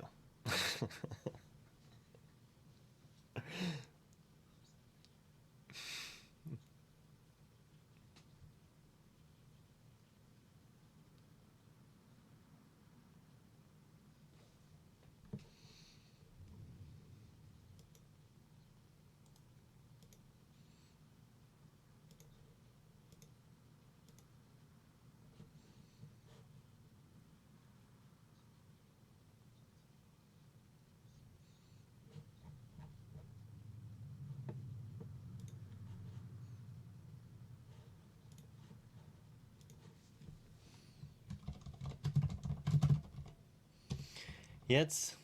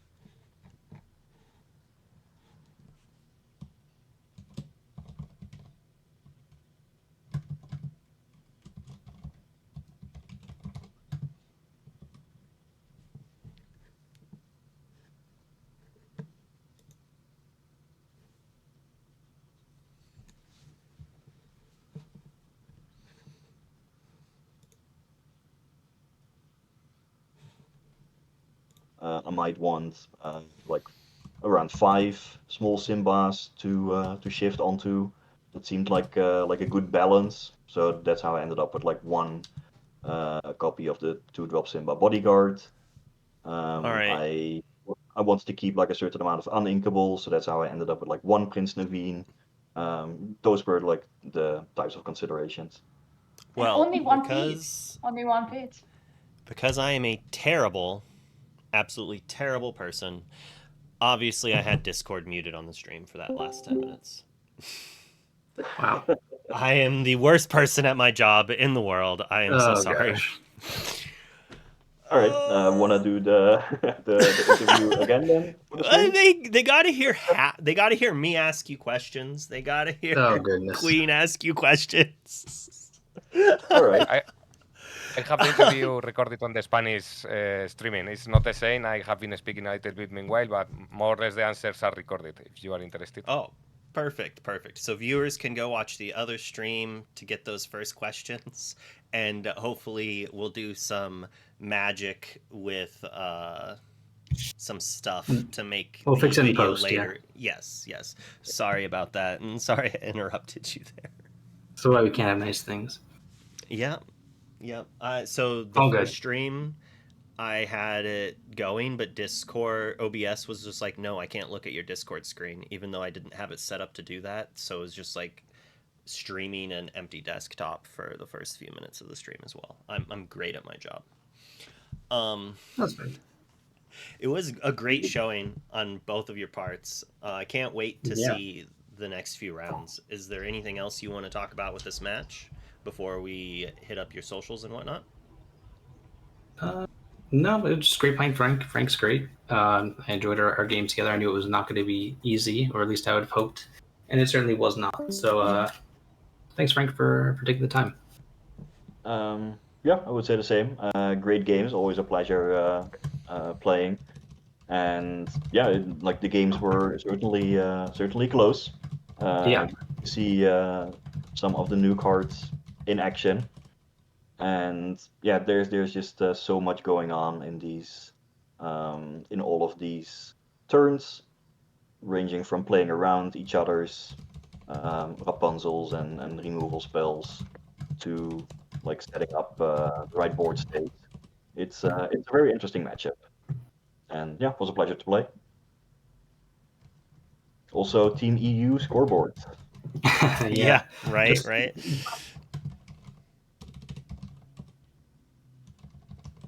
Oh, thanks again for making this all come through again. Everyone kind of watching, Pavel for something that's holding up in general, and yeah, looking forward to watching who's up next. Is s4iler and Earl, right? Sale versus Earlmeister. Oh, Earl's boy. gonna all the pressure on Earl. He's got to make sure he maintains the blowout against NA. Yes, it's quite the blowout. Maybe had people voted in their favorite streamers instead of good players, maybe we would have been doing better. Who knows? Who knows? Yeah, we need that streamer luck, right? Yep, yep. It's an right. important skill to have. Yeah. All right. Well, thank you both so much. Frank, where can we find you? Do you have any content outside of just some tweets? I assume you do. I write about Lorcana for sometimes the Ultimate Guard blog and every month on TCG Player. Additionally, I sometimes share some stuff indeed on my Twitter. That's at Karsten_Frank. But yeah, by and large, my written content will be on the TCG Player website. Awesome. DeCandio? Yeah, I do have Twitter, a Blue Sky account as well, which I'm going to start using more. And mostly on there, sometimes on Twitch on occasion, especially for set reviews and anytime I want to rant about the Continentals events coming up, and Patreon as well for coaching and other things like that. But yeah, always pretty active, always trying to respond to everyone who reaches out. But no, thanks again. Well, it was great watching you both. Thank you very much for participating, and I can't wait. We all can't wait to see the rest of your matches. Thanks very much. That were the amazing games. Yeah. All right, Queen, you have anything you want to say to people before we go on a short break before the next stream starts up?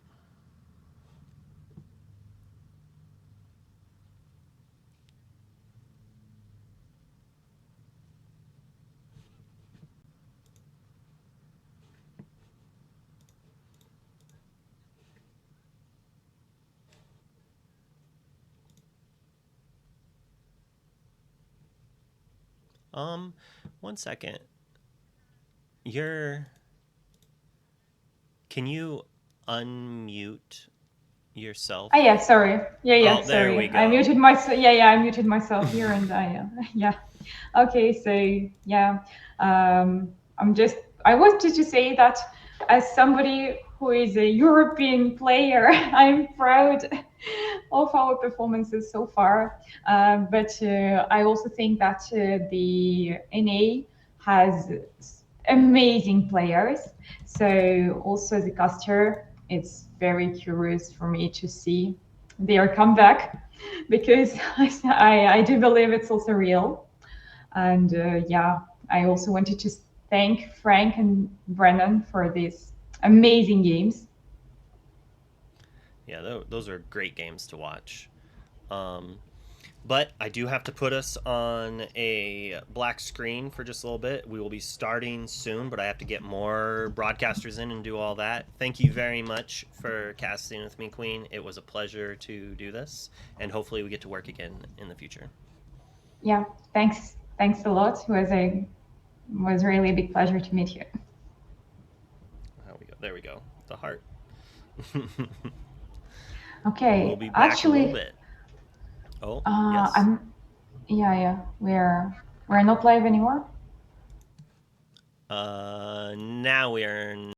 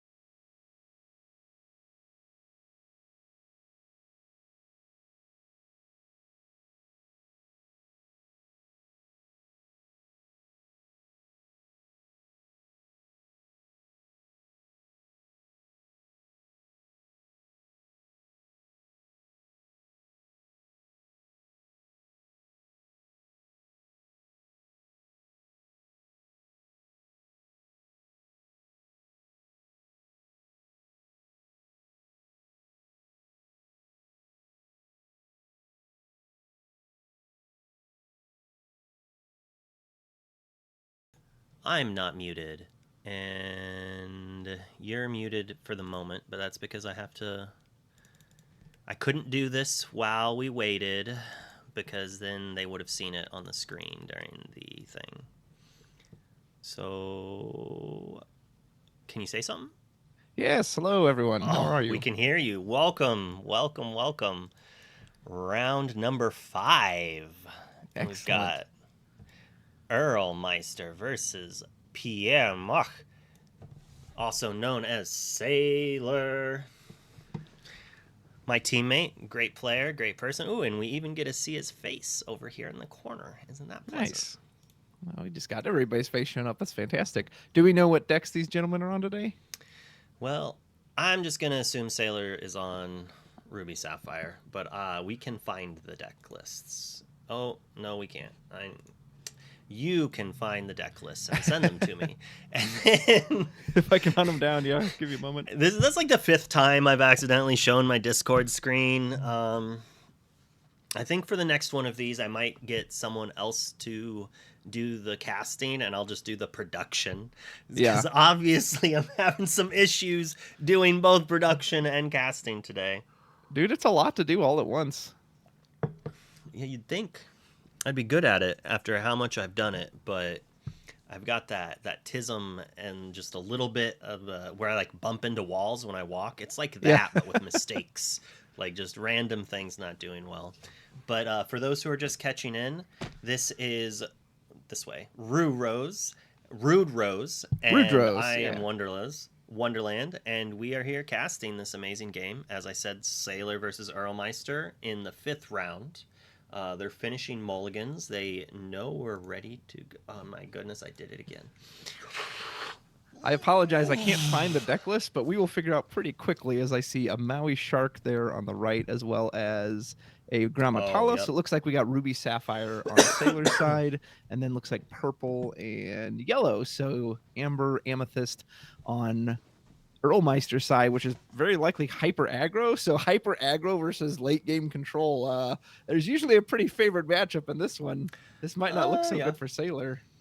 This could be. Oh, I just want to see s4iler's hand-drawn art on his proxies. That's what I want to see.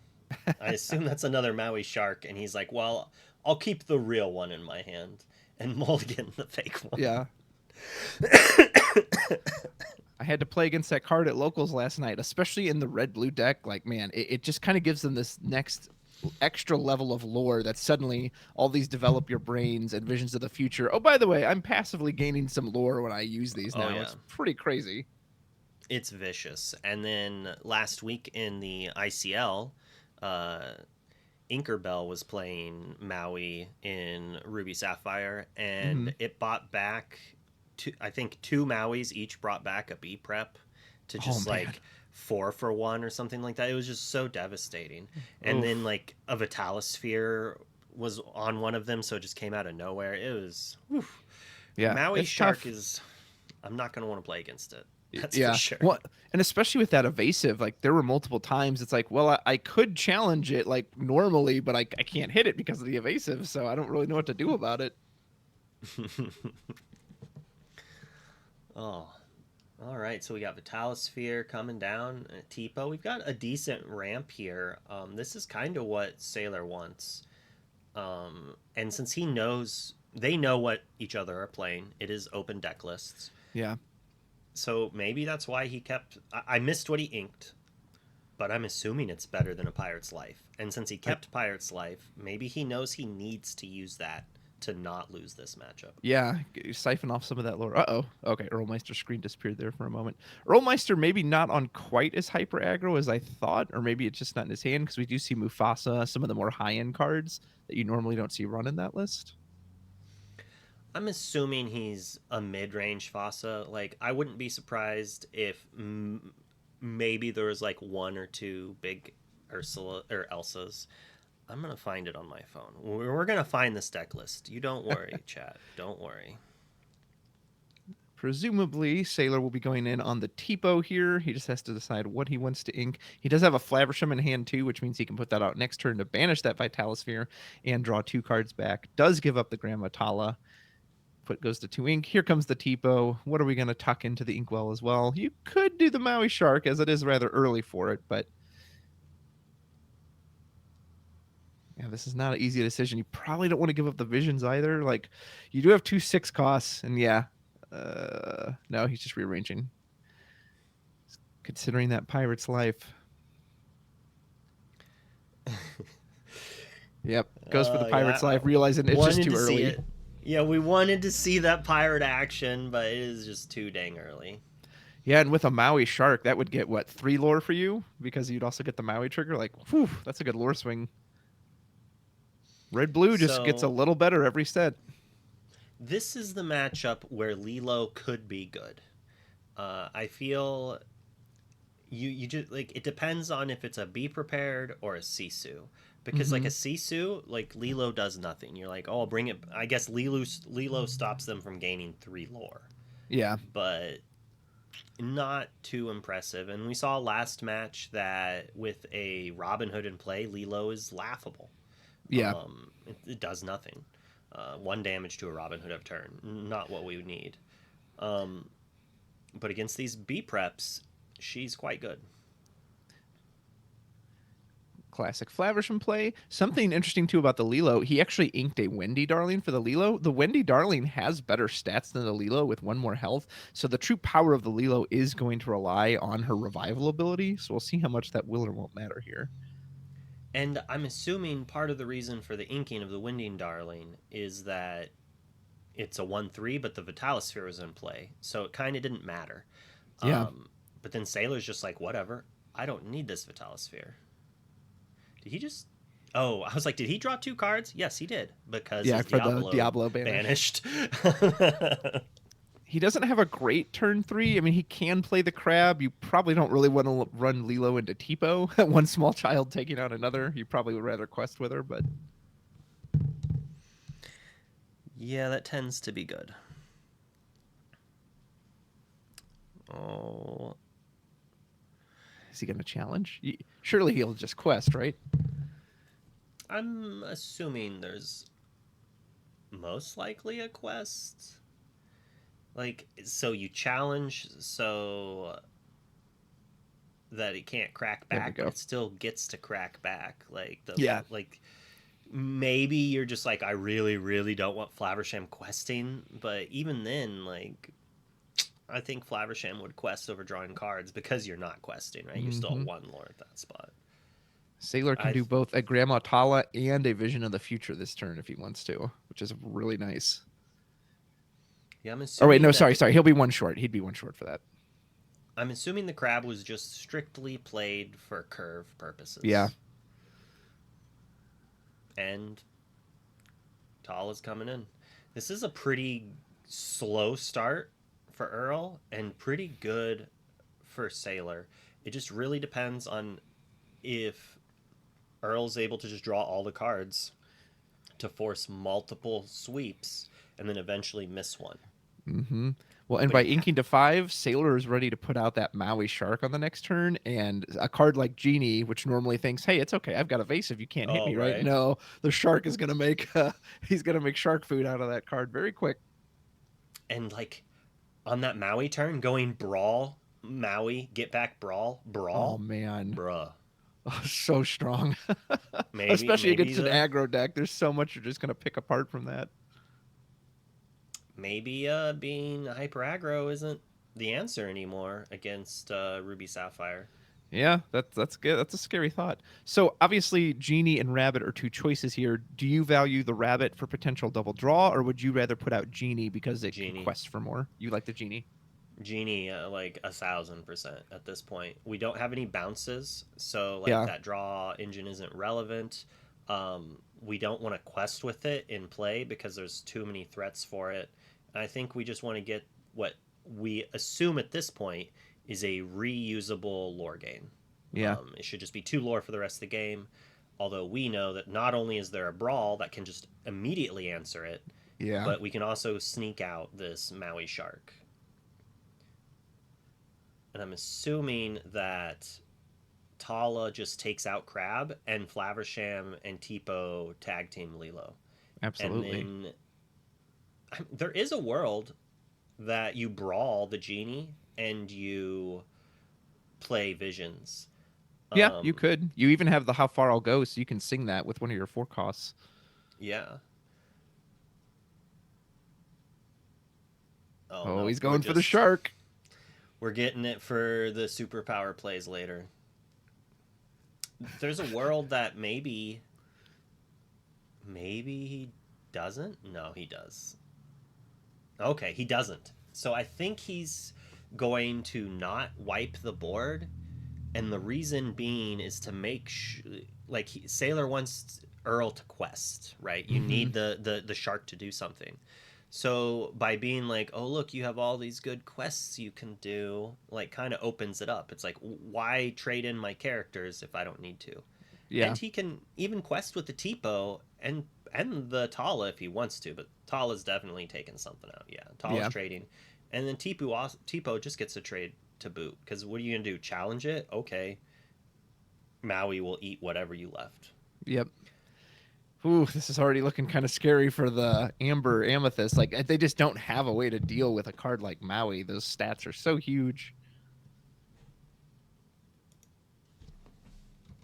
Well, Elsa, that's a potential way. I guess he can't do as much if he's stuck sideways, although we're quite a ways off from that Elsa.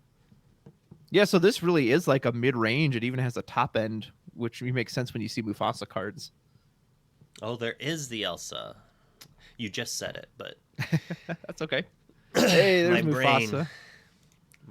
My brain doesn't keep them all separated. Earl is halfway to victory, already at 10 points.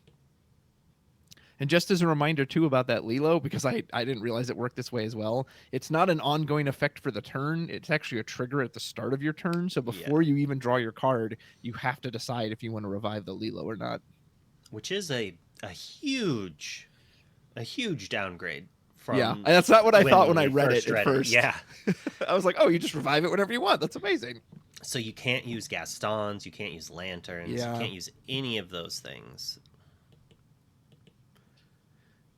So you alluded to this earlier. If he wants like just the simple removal option, he can brawl the genie, attack the Lilo, get the brawl back. You can't use it on the Mufasa that turn, but you can just use visions for another quick trigger. Oh my goodness, how far I'll go again, and it's going to gain you lore. This shark is nuts. The scary thing is the genie and the Mufasa are still kind of a little scurry. The Mufasa especially. I mean, that's a good card, but we're not playing that. Yeah. Maybe we just... This is tough.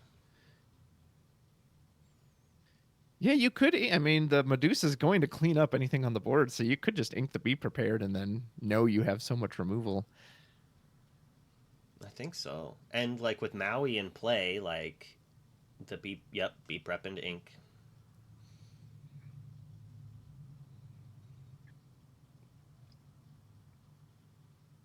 I'm assuming it's Tala Brawl. And the next turn you can use the Medusa to take out the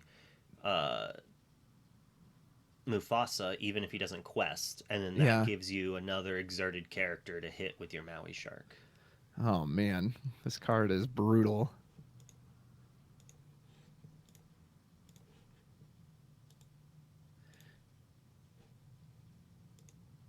Yeah, it looks like we're thinking of the Tala. I think that's definitely the safest, most straightforward play. You could also do Visions of the Future first, just see what you get. But I think he needs to get the... ink. Oh, he inks it. Oh, we have 8 for Sisu. Okay. Oh, nice. Well, yeah. I can't math. Who needs Brawl when you can just banish the genie outright? And then this also gives you the ability to race, which you're going to have to do against this crazy list. So Earl just needs to survive for 2 more turns and hope that Elsa gets to turn sideways. Yeah. And he might be able to get it here. I think he's on 5 ink, so he's 3 turns off from naturally putting her out there. If he could get the smaller Elsa out, then he could potentially shift the turn after, but... Yes, an Elsa 5 would be brutal. Well, we got a snake. You could rabbit snake bounce. It's nice for card draw, but it's not going to push your lore advantage much. And yeah, see, now this is where this Maui shark just kind of puts you in like a checkmate position of, well, you want to quest with the Mufasa, and of course you want it to get banished anyway, but then the shark is just saying, hey, I'm getting even more advantage for banishing your character. All right, so here's Earl's list, so we can take a gander at it really quickly here. We've got 1 6-drop Hades. That could be devastating to drop that right before a B prep. Like, yeah. Even right here, like if he had the 6-drop Hades to curve play after Mufasa, that would be pretty solid because that's probably 4 lore off of just the Hades, or like from the Mufasa and then whatever character the Mufasa gets back. That could be pretty good.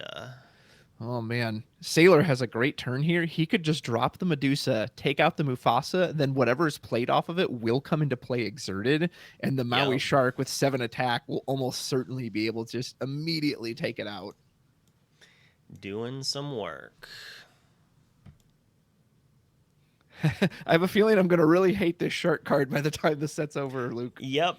I definitely admit as not really a Ruby Sapphire main, like, and if you've been following s4iler's lists, his initial one was not running Medusa, and it has gotten back in. It is definitely needed. We're still on the one of cute, Let It Go and Pirate's Life to try to like take advantage of the Maui shark. Yeah. Still only 2 B preps and 3 Sisus though, but 3 baby Sisus, and that's probably also huge for this matchup for the next couple of games. People love this Visions of the Future when it first came out, and now it reads, also gain 1 lore when you cast this. Visions is an insane card. It took far too long for people to get onto that game plan. And then there isn't really anything else too spicy about Earl's list. He's only running 1 Windy and 1 Lilo, and he had both of them in his starting hand. Yeah. And then he's running 2 Chips. I think that's Chip. Maybe that's Dale. So what do you think about this Lilo? Like in a position like this, it doesn't really feel like Earl can actually afford to use the ink on it. Do you like the card? Do you like, how do you see it? I think the Lilo, he's running it as just like a one of in the super late game. Maybe I can get it back. But it's only really good against Be Prepared. Yeah. As I was saying earlier.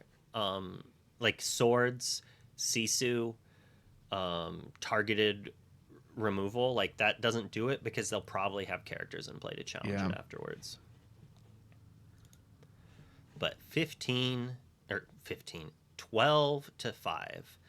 But 4 lore in play. We don't even know what Mufasa's going to hit yet. It could be an Elsa, as far as we know. Yep, here it comes. It needs to be an Elsa, otherwise this shark is going to punish it. Dude, if it was an Elsa, the game would be over. Oh, he flips it down. I love it. I love it, Earl. I love it so much. Oh, bro, he can sack it. He can let it banish itself, so then Maui doesn't get a trigger. Yeah. Is that the best option here, or do you go for the card draw on the rabbit? Can you choose not to even put it into play? Apparently. Why was I thinking it had to go off? Probably because almost always people actually do put it, like, very rarely do you want to be like, nope, I won't take the free card. If it's a character card, you may play that character for free and it enters exerted, yes. So the question is, do you want to draw Fox, though? Maybe. Yeah. Yeah, it takes out Sisu. Well, and here's the thing, too, though. If he had left that, and let's say s4iler had challenged it with either the Sisu or the Maui, both of those cards would have died at least, been banished to the Fox. So you would have gotten the shark off the field that way. True. And I don't think you can win if the shark's... So I wonder if maybe he should have kept it. He could have bounced with the rabbit, gotten an extra draw anyway. And like you just pointed out, too, by leaving it on top, then he was forced to draw into it, which maybe that's what he wanted to do, but... Yeah, it might be the only way he answers the Sisu before because he's losing this race. Yeah, I know. The fast deck is not losing to red-blue on the lower count is not what you want. But so he's at 5 ink. He can go to 6, inking, say, Snake. He's probably doing the math actually if he wants to go goat, snake, bounce goat. You know what I mean? And then he could just challenge the rabbit. Interesting. Okay, he's going for the fox play. Yeah, he has to get rid of the Sisu.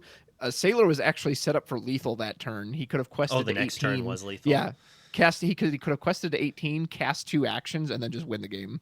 I forget about that hidden, very good part of of Maui Shark's ability getting that lore. So this takes care of that. Once again, though, we are getting really close that Earl just needs to get that Elsa in play, and there needs to not be an answer on the other side. Yeah. We do have some... Oh, man, he's got 3 rabbits in hand. Ink Normally and you're the happy goat. for the card draw, but... Oh, he has to ink a goat. Oh, no.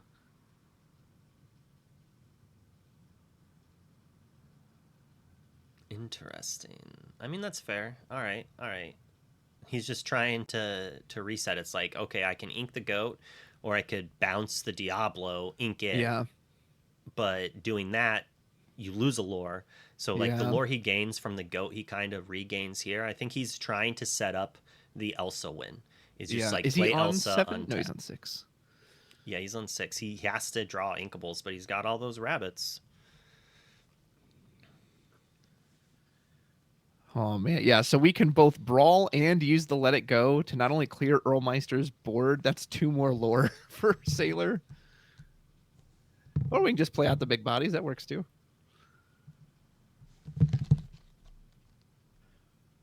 Sailor saying, oh, no, sir. I am the aggressor now. You will chase me. Why don't you answer my board? How about that? Yeah. I mean, this is lethal for Sailor. And because he drew the Let It Go, Elsa is no longer actually the out. I think it, because he goes to 15, plays a rabbit and a windy, and then Sailor just does lethal in play actually. So I think this game is just over now. Yeah. I think Sailor did go first on this one, right? Yes. So that's I do one hope for believe so. Earlmeister is if when he gets to go first, hopefully he can put on enough early pressure to disrupt what Sailor wants to do. Yeah, getting that shark out as quick as he did, like, my goodness, what a menace.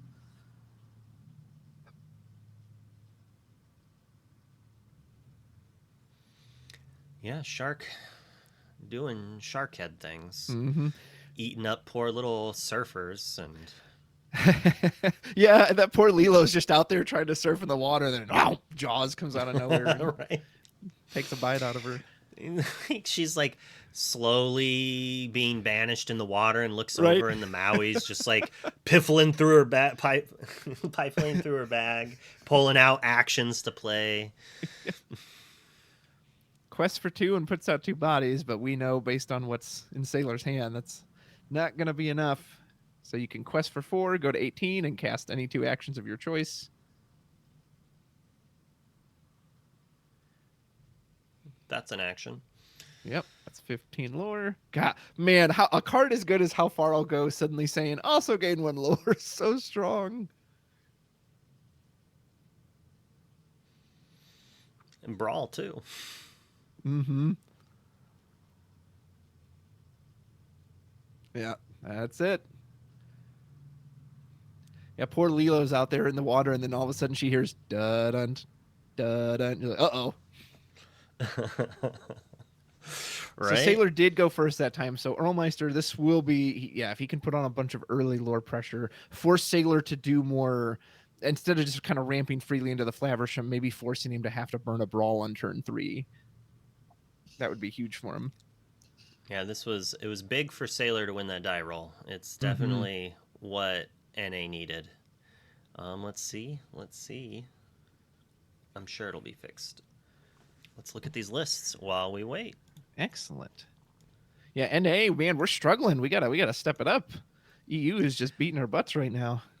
Yep. Here's Sailor's list. We're down to 1 dime. That kind of just shows that the format is speeding up that much. We just can't afford to do that, right? Well, and the shark really offsets that. I actually played someone at locals last night who ran a list without any dimes, and they had no issue getting lore. When again, suddenly all these actions are giving you lore as well. Like, oh Yup. man, are we in for a dimeless future? I mean, that doesn't bother me, honestly. Yeah. I think. Oh yeah. So no. I think an annoying Shark's card. a lot easier to interact with than Lucky Dime. That is for darn sure. Get out your Along Came Zeus. Look at Yeah, Earlmeister's list. He has a big Chernobog in there too. We didn't get to see it that round, but Chernobog, the one of the Hades. Man, the Hades is such a cool card and clearly has such a good payoff. I would love to see it resolve. I feel like every time I've seen someone try to use it so far, the person just goes, okay, banish the Hades first. Yeah. Now I'll address the rest of your board. That is the downside. That is the downside. But in the right list, it could be absurd. Mhm. Like, you go 1-drop, 2-drop Gaston. You play the Yeah. Gaston. You don't quest because they've got anti-questers. The next turn, you activate Gaston. You play Hades. You quest, and you play another 1-drop. And then Oh, it's I like, love that. okay, you've got 3 characters to answer. You better have Zeus. You better Yeah. be Steel and have Zeus. Otherwise, how are you dealing on your turn 4 with this Hades that now is gaining me 6 lore if you answer my board? Yeah. And if you don't answer it, then I'm going to commit more things and just gain more lore. That could be the way it's working. The other case is, as like a one of in this list. I'm a big fan of Earl's one of Hades in this Mufasa list. Is the Hades? It's only when they're banished on. Is it anytime they're banished, or is it banished only during your opponent's turn? Opponent's turn only. Okay. Yeah, Luckily, yeah, luckily, it's pretty crazy. If you're like, all right, I'm just gonna suicide everyone into. you like spend one turn, you move everything to library. Next turn, play Hades, draw 5 cards, gain 10 lore. Like, yeah, That would be pretty good. crazy. So that is a Dale Okay. in the deck, which is the 3-cost 3/4 come in exerted unless you have a chip, and I do not think there's chips in That's this right. list. Big beefy body for stat 3. It's pretty good. Selected the wrong thing there. I like that So- Sailor has that like drawn on Maui shark. That's funny. It's so good. So the Dale with no synergy, so it's just a 3-cost 3/4. He's running the uninkable version of that as well, but he's obviously worried about his unink count, and that's Yeah. probably why he's running that in that slot. Yeah, a lot of those hyper aggro lists from last set, and I know this isn't quite hyper aggro, but man, they had such high uninkable counts that they would brick sometimes. Be like, oh, I actually can't ink anything, so I'm running 20 uninkables. Yeah, if you're new to the game and you are used to playing like Magic or something like that, you're like, oh, I get to 2 or 3 lands. I don't need to play lands anymore. That's fine. Right. That's not how Lorcana works. You think it would be, but it is not. You're normally not missing your ink until 4 or 6, even with these aggressive lists. Like, sure, I've won some games with like 2 ink and a lantern before, but I played 5 1-drops, right? So like in those cases, you can do it, but in general, even the aggressive lists, you're getting to 5 or 6 ink. You can't just stall. Like, sadly, you have to run less than 20 uninkables on average, or risk the dangers. It's a pretty good open. Ursula's not fantastic, but we have double lore threats. Probably, I think we ink Windy Darling and play Lilo, and then next turn ink. I mean, hopefully we draw bad inkables, and then we can go Lilo, Dale, go, and then another thing, and then bounce back. Ooh wee. That is a good card too. Probably gets played over the goat, and now the crab or the snake. So we ink snake here, and the long-term goal of it, I assume, is so he can double threat. So he can play the Windy, and if he draws another 2-drop on turn 4, instead of maybe doing that other stuff, he can play 2 of those. Yeah. Hard to say, though, since we know he only has 1 Windy and 1 Lilo, and again, he has both in his starting hand. Well, and since they both have 1 strength against a Ruby matchup, they're kind of the same card. Against Steel, you could argue maybe the Wendy's a little better because it technically has a bigger body, but The girl and the bird. That's what we've got on Earlmeister's side.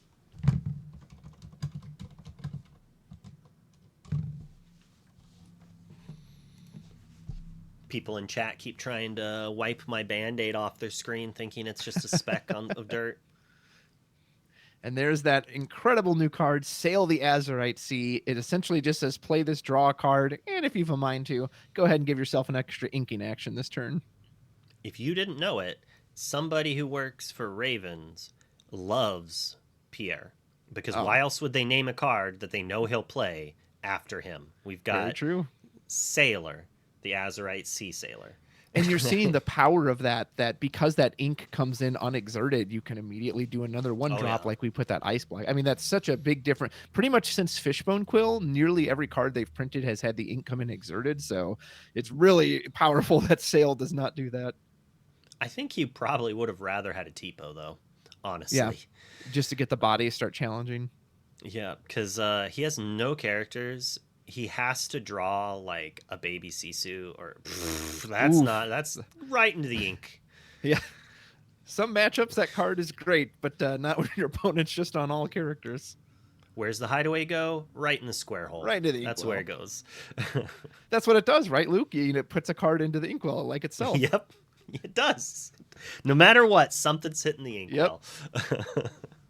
And Sailor living up to his name is going to sail again. Are we going to sail another time on the Azurite Sea? He is. Dude, he wants to explore this entire ocean. Sadly, I think he's lost at sea. Although he can double ink play Tipo, but I think he's just gonna... I mean, this is a lot of ramp, right? Like, yeah. And he has the ice block, so if he can find a Sisu or a B prep... Oh, and into another popsicle, so he can ink again this turn and play the popsicle. He'd have to give up... I don't think you want to give up Flaversham. Maybe it's Shark, which feels terrible, but I think he has to ink the Shark. Yeah, I think you want the card draw, and then you want to search for a board wipe. Yep, it's either you ink the popsicle and pass, or you ink Shark, play popsicle, and he's tanking right now on what he would draw. Because like playing Shark, it's a body.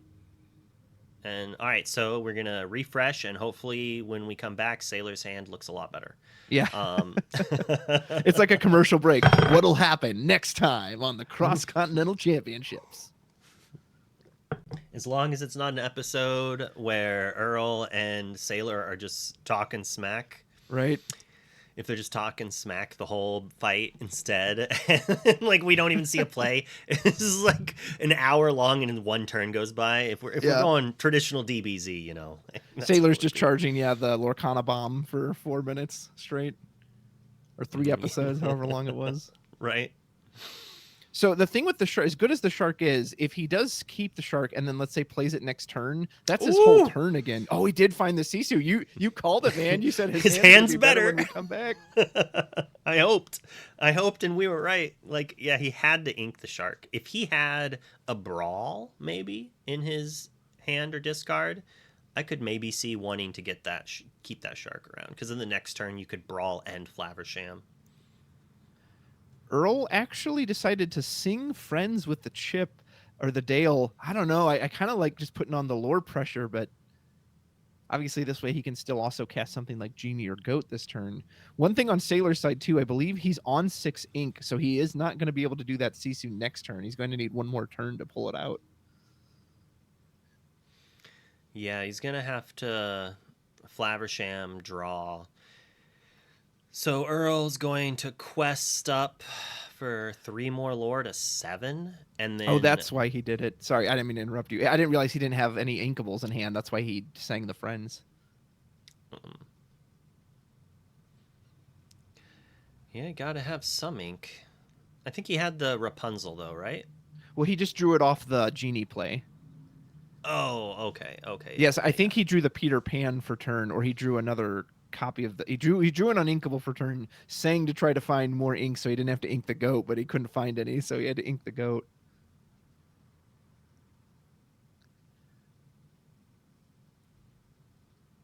Sailor could just play out the how far I'll go, knowing, hey, I'm gonna have to go in on the Sisu board wipe next turn. Or he could commit a character. Yep, commits Mr. Hiram Flaversham. Gets a Medusa and a Brawl. He could actually cast the Brawl this turn if he wanted to. Do you like that, Luke, or would you rather just be patient knowing you're going to wipe the board next turn? I think you have to brawl. Just Which slow is him down as much as unfortunate. possible. Oh, he doesn't have ink, though. Just take... Okay, I like this. That is a heads-up play. So he takes out the Dale, because the Dale's the only one that doesn't get taken down by Sisu. And this way, if Earl commits, say, that Moana, he has the ice block to make The ice sure block, that... yeah. Yep. Although I assume Earl's going to jam this goat. There's a very, very slight chance that Sailor could brick if he can't find an inkable card, but with a Flaversham on the field and the ability to sing How Far I'll Go, odds are good he will find at least one inkable to bring that Sisu down. Yeah. I assume he quests over playing the How Far, but it is... Yeah, you just have to quest. Unless you top deck an inkable, and even then, you just want more cards. You need something. We're going to commit the goat. Okay, now this is interesting because the goat will survive the Sisu, and with only one ice block, he cannot get it into range for that. And it's a lucky dime. It is uninkable. Best card off in the top. deck. The card that I always seem to draw in my turn one opening hand somehow.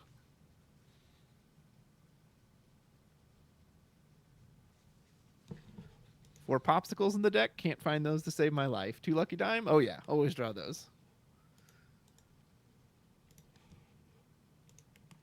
So you can either sing the How Far I'll Go with the Flaversham or quest with him. Either way, you're essentially going to look at two cards, and you're just looking for something inkable so you can drop this Sisu.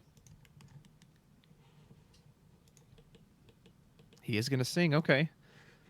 That mouse wondering just how far he's going to go. He does find two inkable. Okay, so he will be able to drop the Sisu this turn. He's just got to decide which one he's willing to give up. He's not going to be able to use either of them. They're both essentially going straight into the inkwell.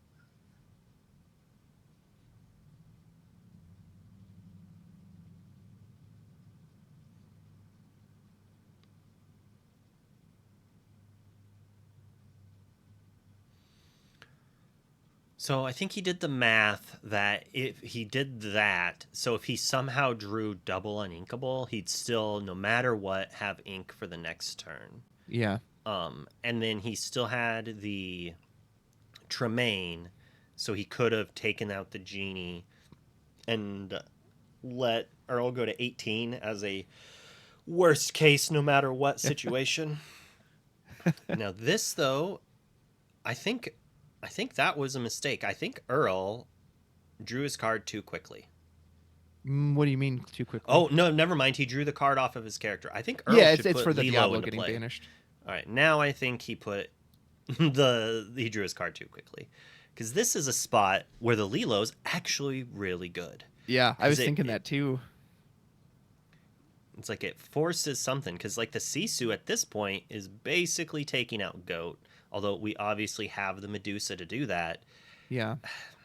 I don't Maybe think he wants to Sailor's go in gonna on the win this one. Mufasa. That way he'll kind of keep a body pressure on. Yeah, it does play around B prep that way. So there is outs. A lot of choices. Yeah. Man, again, the difference if you could just bring that Lilo back at any time versus having to make that decision right away. He actually goes in on the Peter Pan Shadow Finder, wants to get rid of the Flaversham. Wow. He does a double challenge there over questing. Just wants to make sure, hey, I want to make sure you can't draw any more cards. You have to show me you have another Flaversham to do that. I don't know if he needed to do that. So if he quests, he goes to 15. He could, if he put Lilo in, and then he could also commit another character, like a Genie or something. Or he's still only on 4 ink. He didn't even ink. That's why he didn't play. That makes more sense. Doing the Lilo makes sense if he doesn't have ink. Yeah, we can't see, or he can't see Sailor's hand, but Sailor doesn't have a great hand right now. He's got a Lucky Dime that isn't doing much. The Medusa's good. So without that Flaversham, these red-blue decks, if they can't keep digging for cards, you can kind of stall them out a bit. That's not a B prep, but it is. A baby Sisu. Yeah, 2 baby Sisus. Tipo and Ice Block are not great. Another Vision if he wants to keep digging. I think he has enough. If he Visions again, I think he could still play the Medusa. 1, 2, 3, 4, 5, 6, 7. He'd have to ink something, but he could. So if he takes ice, yeah, okay, there we go. I was like, if he takes Ice Block, he can answer Goat and Rob and Peter Pan, but then he also loses his Medusa, and it kind of puts him in having literally nothing except for a Sisu and a dime.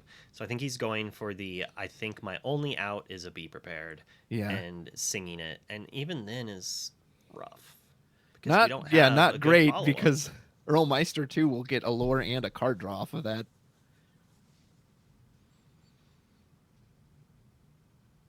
Gonna hit the Goat. Yep, Goat is hit with the Ice Block, which means Madame Medusa is about to come down and make a telephone call and say, I need that Goat removed as soon as possible. Or no, is he just gonna challenge? Oh, he challenges with the Sisu, okay.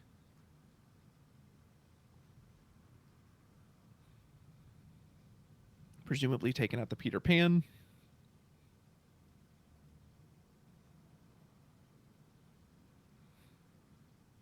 And we're just going to try playing Visions again next turn.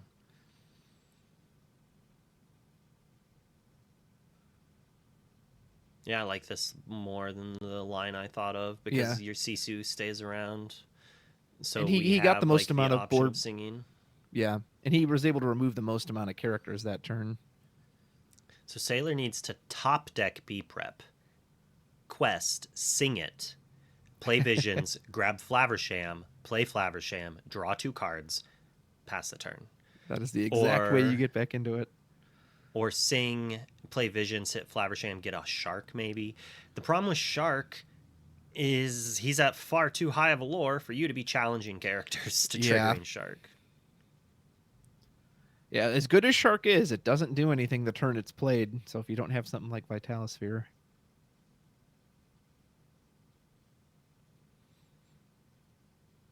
Oh, and we can heal the Maui. Or the Sisu. To prevent... a Fox or a... Well, Fox would still get it. I guess to prevent another Peter Pan. I think we only needed to use one of those, though. That is another uninkable. Yeah. I think Rapunzel's getting inked and maybe Mufasa is finally coming down, but it's hard to say. It's either that or Genie, and then you just draw one deeper. I like the Mufasa, though, especially it puts on lore pressure, and it makes him have to answer this card again, and you know red-blue's on low cards in hand right now. And then Mufasa felt so weak last time because he had a Maui shark just sitting there waiting to gobble up whatever came off of it, but this time...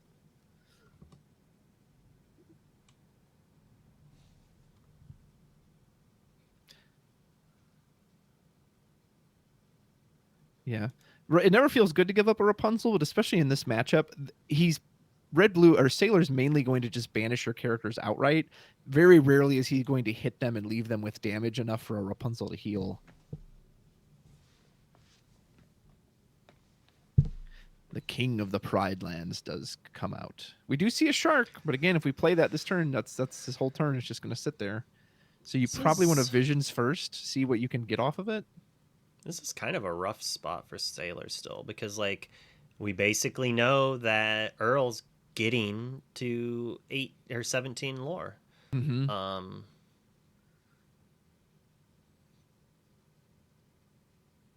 But we do need the shark. I think it's rough. Yeah, because even a beat, like, let's say he finds a B prep off the Visions. That doesn't really feel good here, right? He's going to get a character that you then can't answer and draw a card off of it. You can't B prep here, sadly. You want the B prep in your hand, so then next turn you take out the Mufasa, then B prep, and you just hope they don't Mufasa into Mufasa. Yeah. Maybe you do play the shark. I mean, the Visions is the safest play, but maybe there's a line you play the shark, say, okay, I'm just going to hope you can't cheese it out this turn. Now I have something that can threaten your characters when they start questing. So it's entertaining. If you go shark, then Visions, you gain a lore, but you don't get to play whatever you Visions for. Right. And it seems unlikely that he's going to challenge again, so he could just play shark, Visions, go to 1, quest, go to 5. Yeah. It's still not great, but maybe over the course of 2 turns you can win the Yeah. game.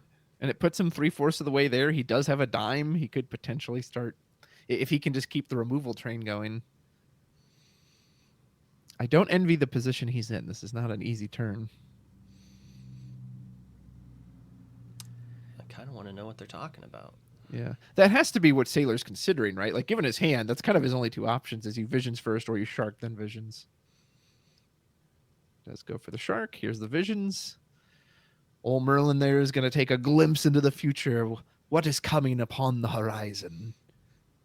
More sharks and a crab. Good. A lot of sea creatures. I mean, the brawl is okay. I mean, Man, if he had one more ink, the Vitalosphere could be kind of cool here because he could instantly use the shark. But he won't have enough ink to both play it and then trigger its effect. that would be absurd. Is he thinking Tamatoa?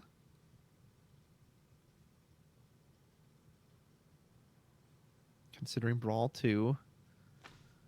Brawl's not bad, especially if more low-cost characters come out, or low-strength characters. Then you at least have more removal for them. I think that... I thought I saw Grammatala in there. I can't tell if that's... Oh, no, so it's a shark, a Vitalosphere. I think Grammatala is behind the second shark. Yeah, she is. Oh, man. I mean, none of these are amazing. Do you go for Tala? That way you can just dig a little deeper on your next turn? It's like Tala or Brawl, and you have to Yeah. decide. But I really think it's the Brawl, because it answers threats, gains lore, and you can buy it back to answer Yeah. 2 threats. That's a good point. And you have an ice block, too, so that Brawl essentially says get anything with 3 strength or less right now. Yep. Like, gets that Mufasa if somehow Yeah. it doesn't... If it hits another Mufasa, maybe. Probably still not. We Yeah. have characters for challenging, but... The shark does set you up, though, to punish whatever comes out of the Mufasa, which is really nice. I'm assuming he's tanking between the Tamatoa and the Brawl, and he's maybe thinking with the Tamatoa that he can play it next turn and win, but that seems... There's no way. On 0 lore, I don't... That'd be crazy if He's- you could pull that off. He's technically at 1, Oh, yeah. about to go to 4. Kept the... Risky business. Oh, but looks like he forgot his lore. Let's hope. And that is mandatory. I Oh, he checked caught the it. shark list He and I- caught okay, it there right we at go. the end. I saw him do the thing and then be like, oh, wait, I should be a 4. And then click it again. I know that like, I'm right there, buddy. Right there. More uninkables for Earlmeister. Oh, my goodness. Yeah. He has an Elsa. It doesn't do a whole lot here. You could just play it to set up the shift Elsa. That's not terrible. Actually, I mean, that's lethal, insane. right? That's if you insanely play the good. Elsa, as long as it doesn't die, you just shift it next turn quest to go to 20, and then whatever you get off the Mufasa too. There's not a brawl in Sailor's discard, I don't think. Yeah, I don't because really he think chose there's... Tammy. Nope, goes for the rabbit. Another Elsa. Elsa, she has 3 Elsa in hand, just saying, "Come on, let me go, let me go." So I guess if he had played the Elsa and then just didn't draw an Inkable, he's in the same plan. Yeah, that's true. So maybe being jaded from the Uninkables was just enough for him to be like, no, I'm not going to do this. Yeah. Huge draw for Sailor here because his hand is not going to do much for him at the moment. And it is Flaversham. Okay, is a well, that does card. get us some card draw.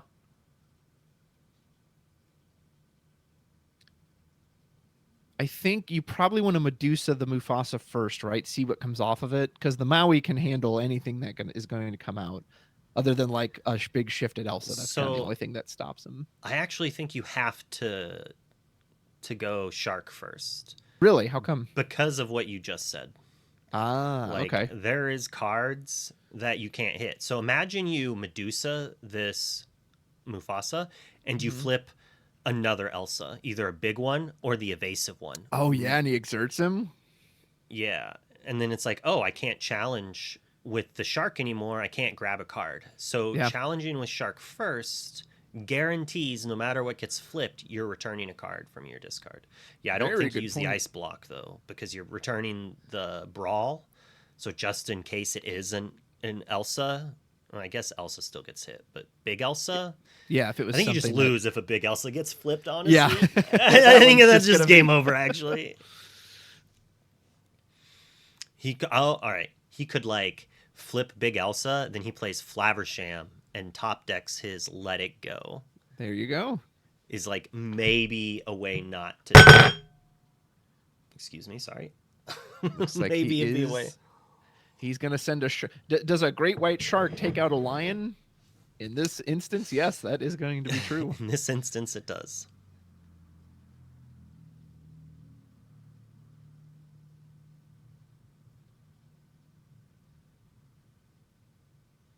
Okay, yeah, they're trying to figure out what resolves first. Does he get back the action first, or does the Mufasa trigger first?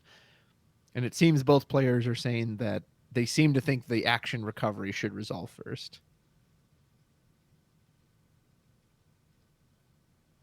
Which is important because he can cultivate which action he would choose based off the card revealed. But if his has to resolve first, he has to make that choice now without knowing. Is going to go for Visions of the Future.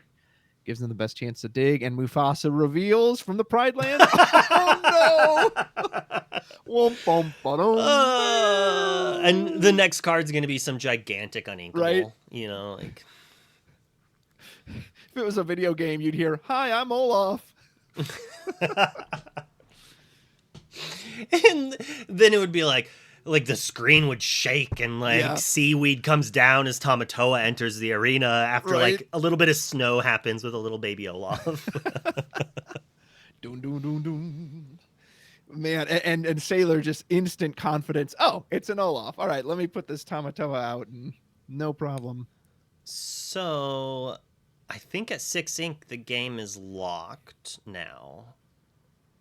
Oh wait, no, he still doesn't have enough lore. What am I thinking? I was thinking he was at over 10. 7? Maybe it is. 1, 2, 3, 10, 12, 13, 14, 15, 16, 17. Dime With that wins. Tamatoa, he can just scale out of nowhere on this. Oh man, Earlmeister needed basically anything but that card. Oh, well, that would have also been a really bad card to flip. Wow, I 2 guess. 1-drops back to back.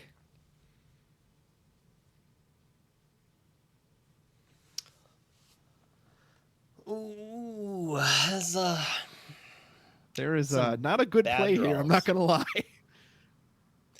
Earl had a lot of not good things happen in a row to let him not get this. But, yeah, you no know, kidding. And he look, he was in such a great position too. I mean, it's only fair. NA needs to get 1 on the board at least. Right? Full heal plays around crab. Okay. Thank you from the future, DeCandio, for clarifying how I was not smart and you are brilliant. Sailor, I think, is actually on lethal right now. He has 1, 2, because 3, of dime. 4. Yeah, 5, 6. Yeah, with the dime. Oh my goodness. Can he just steal this game out of nowhere? And Earl has no way, I think, to really even answer any of these characters. I mean, I guess the Elsa can go into the Sisu. We did draw Goat, but with no way to bounce it. I think else. Well, okay. So I didn't think about the fact that he can take out the Sisu. I definitely did not think about that. I thought he inked that, but doing that, he's already inked, or is he not? He hasn't inked yet, so he can ink the Goat, which feels terrible. Because he has to play Elsa next turn, right? Yeah. Well, yeah. That's his only way of getting out of this is shifting the Elsa. And so he trades Elsa's, and then he can't even play the 1-drop. He has to keep that too. So he has to ink both. So he inks the 1-drop, plays Elsa. Next turn, inks the goat if he draws an uninkable, plays Elsa 3, taps down the board, and just hopes Sailor does not have another Medusa or a Let It Go. Yeah. He doesn't know Sailor has the lucky dime, because again, because we know Sailor is on lethal. True. He actually has to take out the CC this turn with the Elsa, which means it'll banish itself, so it won't be able to even shift into the next one. So I think his only line, granted, knowing he doesn't know he has the dime, is play the Elsa, take out the Sisu, play the Rafiki, hope it survives, quest with the Rafiki, play goat next turn, and just hope you draw like a snake to bounce it. Well, so if he inks it, next turn he inks and plays Elsa. And then that exerts the board. But that, and then if Sailor doesn't answer the Elsa, he wins. But he's taken kind of a risky play in my mind by inking his inkable. That said, he's drawn like 30 uninkables, so he probably has a pretty high chance of drawing an inkable. And there's a B prep, which now means that Elsa tapping the board won't win the game. Those one cost inkables coming in way too late for him. I mean, I guess if Sailor has to play B prep in this game, next turn to answer an Elsa, that Lilo from the discard is good again. Is actually very good. He doesn't have lethal, but he could also just present the dime and essentially go to next turn finish and say, hey, you have to answer this. Although by playing the visions, I don't think he'll have enough ink to both play the dime and use it now. I think if he actually played dime and activated it and passed, he might have had lethal. But he's probably also just afraid of Earl going goat bounce. Yeah. Although he just inked a goat too. So you know that's one less to deal with. But that's also scary. Because it's like he inked a goat instead of keeping it. Like, what is he in psyching his hand? me out? Yeah, it's like, oh my goodness. He wants me to feel safe.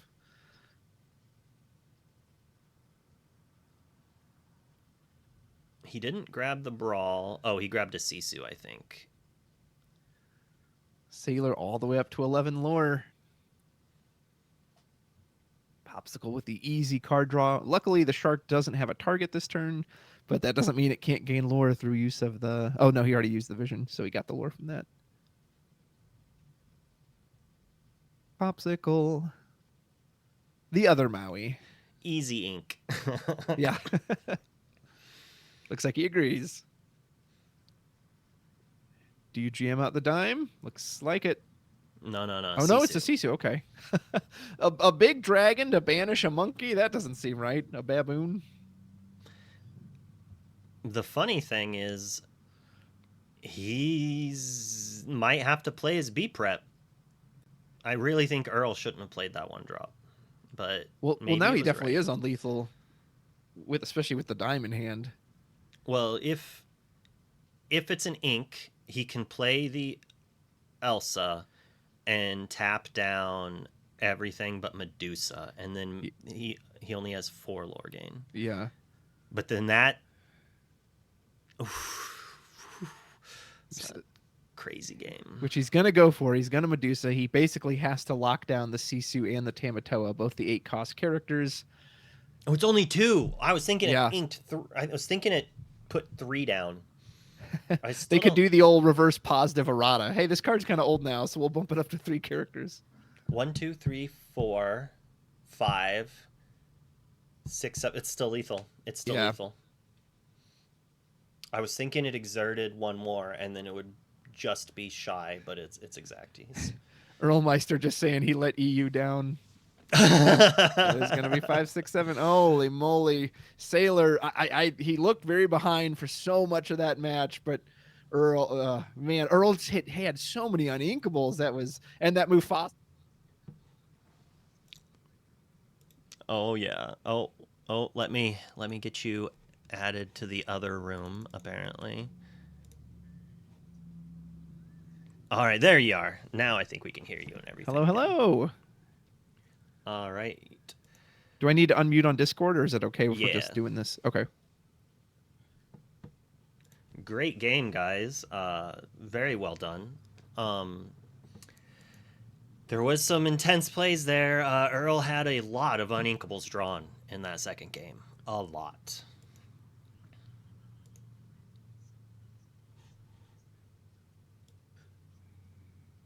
Yeah. And Anytime I see an Amethyst... Oh, sorry. Go ahead. No, go for it. I was going to say, anytime you see an Amethyst player ink a goat, yeah, that always hurts a little inside. Two. I know. You played the third one. I also misplayed in one of the turn. My mind is floating. There was a turn where I was supposed to bring back Lilo and then played a 4-cost when I was going into 6 ink. But I totally forgot to trigger Lilo. I think that would have slowed him down a little because he has to hit Lilo. Otherwise, I would gain too much lore. That was definitely the biggest mistake for me, in my opinion. Luke and I were talking about that Lilo on the stream. Now that you've gotten some time to play with it, Earlmeister, what do you think of that card? Because I don't know if everyone did, but I know I misread it when it came out. I thought it was just kind of a field effect that you could play anytime during the turn, but now we know you are actually limited to before even your draw step. Has that kind of hampered your opinion of the card, or are you still high on it? How do you feel about it? No, I'm definitely high on it, and it also depends on the deck. I mean, on this deck, I have one because the Lilo is not very relevant. Usually the red-blue matchup is winnable. It's more of like I can't have too many Lilos because I'd rather have the Wendy's. I'm weaker to steel blue than I am weaker to red-blue. Gotcha. But I just really misplayed. I have that Lilo sideways, so I can always remember, right? But because it's such a new card, I started my turn doing my ready, set, draw. And then I completely forgot. I'm like, oh, shit. I messed that up. And I'm like, I'm looking at my hand, and I'm like, I want to play all of my inks, but I can't. And I kind of like Jedi mind tricked him, but obviously it doesn't work with a great player. I had a 2 floating inks and tried to pretend that I had a 2-cost card in my hand to make him think that I have a snake. So he will change his play based on goat bounce. But yeah, that really is the biggest mistake. There's if I did that, then he would miss at least like 1 lore, maybe to finish, or maybe 2 lore.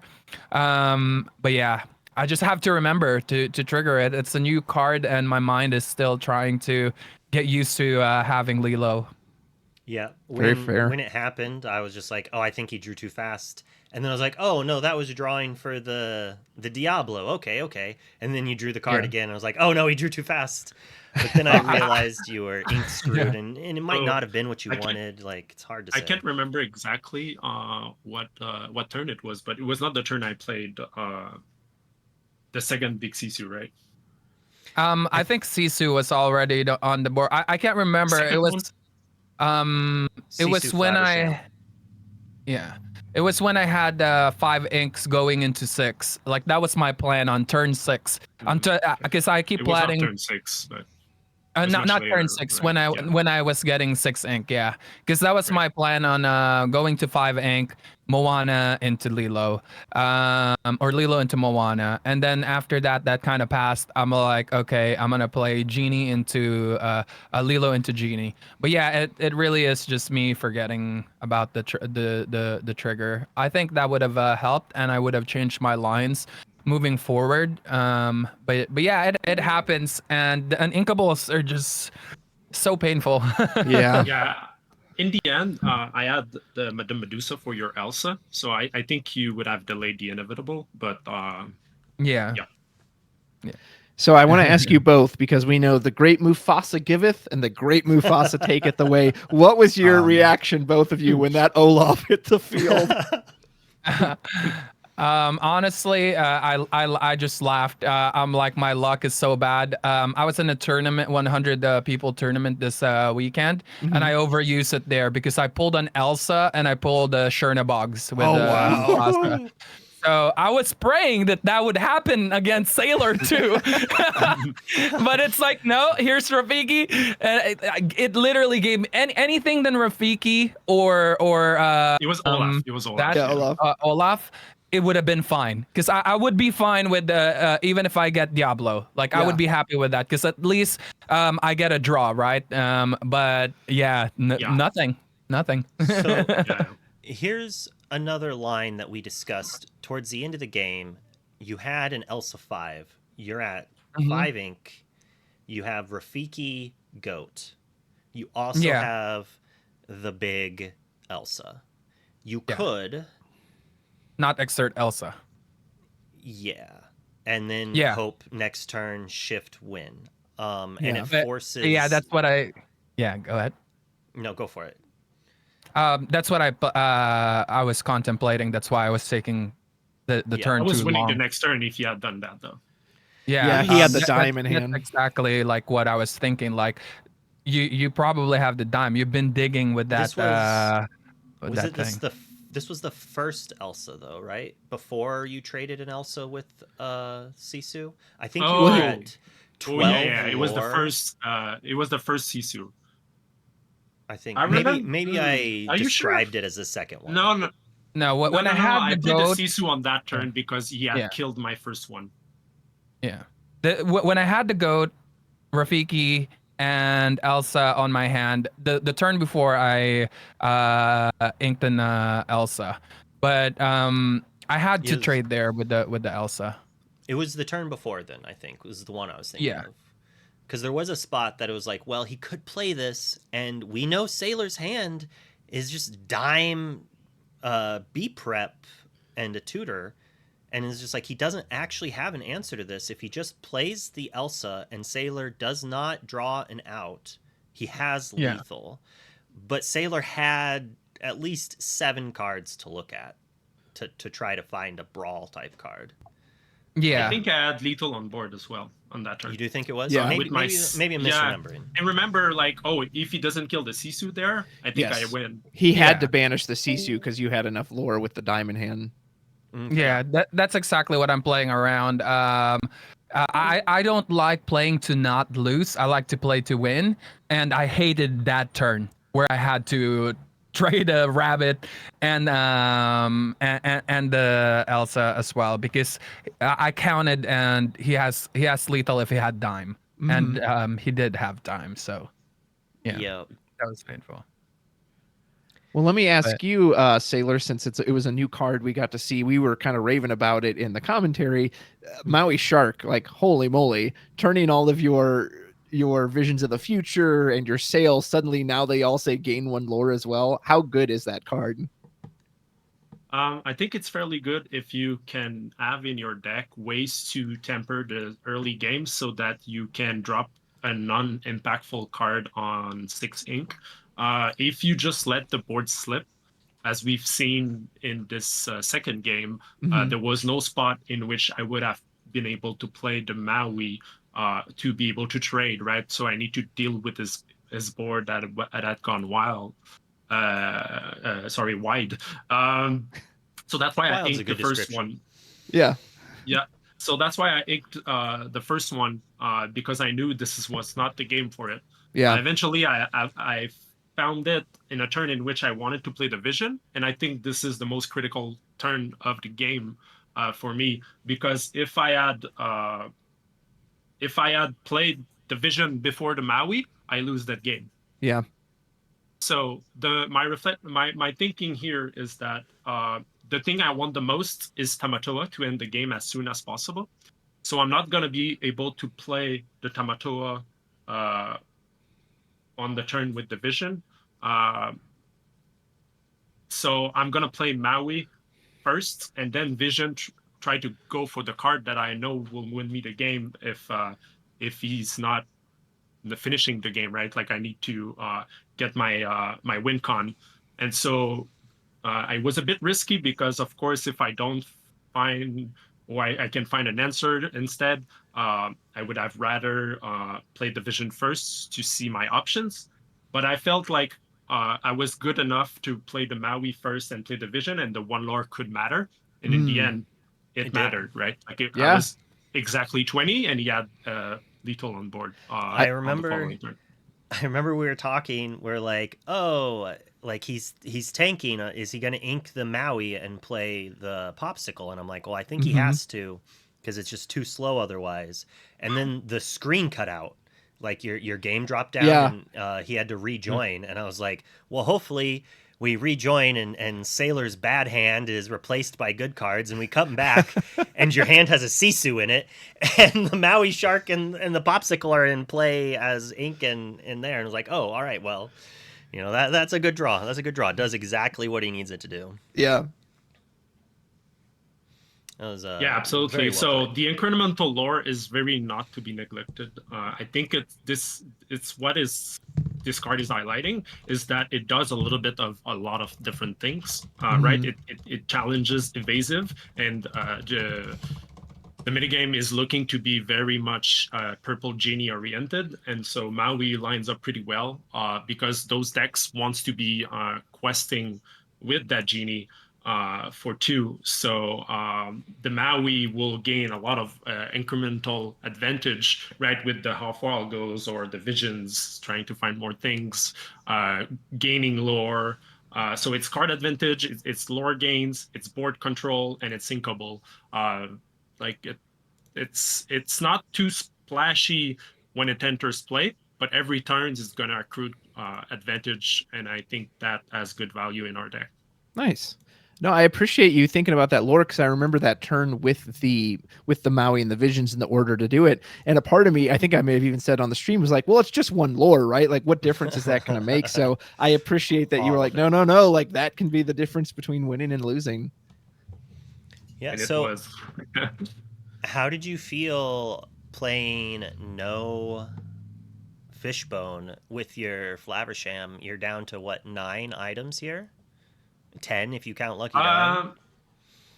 Yeah, so as you've seen in my first game, I have been using Hiram differently. And I basically, as a Hafor, I'll go Singer to go along with the Maui. So I don't think you need those items if you're gonna just cycle how far it goes, which are gonna ramp you, gonna gain you lore, gonna search for the cards you need, and will keep your items in play for a bigger Tamatoa later on. So I think Hiram, the one Hiram activation or 2 was enough in both of those games, right? And so other than that, it was just a big body for singing Hofalga. Interesting. Sorry, just like cut you off. I saw something really cool in chat. I do agree with that. It's kind of I like how it's like we're going up on how far I'll go as it gets better with Maui, and we have the singers for it. Yeah.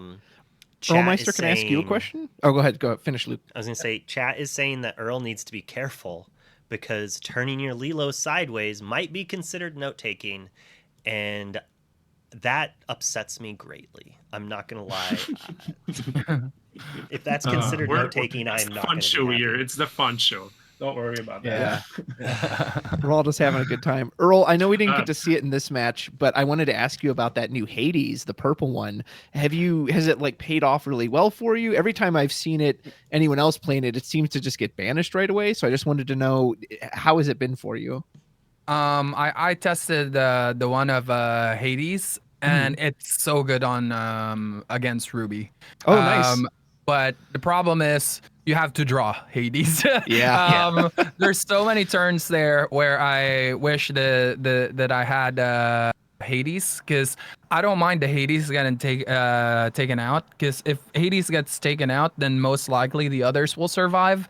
So I'm still gaining lore every turn to push. And the thing is, it's a mid-range deck, right? It looks pretty aggro-y in the beginning, but most of the cards from after turn 1 to 3, it's everything mid-range, and mid-range is really good, especially with the crabs building tempo. That means that by turn 6 you most likely will have maybe 2, 3, 4, sometimes 5 characters on board if you're just staring each other in the eye before you Hades. And Hades is that insurance for Be Prepared and Sisu. And I love it. The one ofs is perfect. I don't think I will ever want to see two Hades in my hand. But yeah, I just gotta draw. I'm gonna have a talk with Mufasa tonight, moving forward.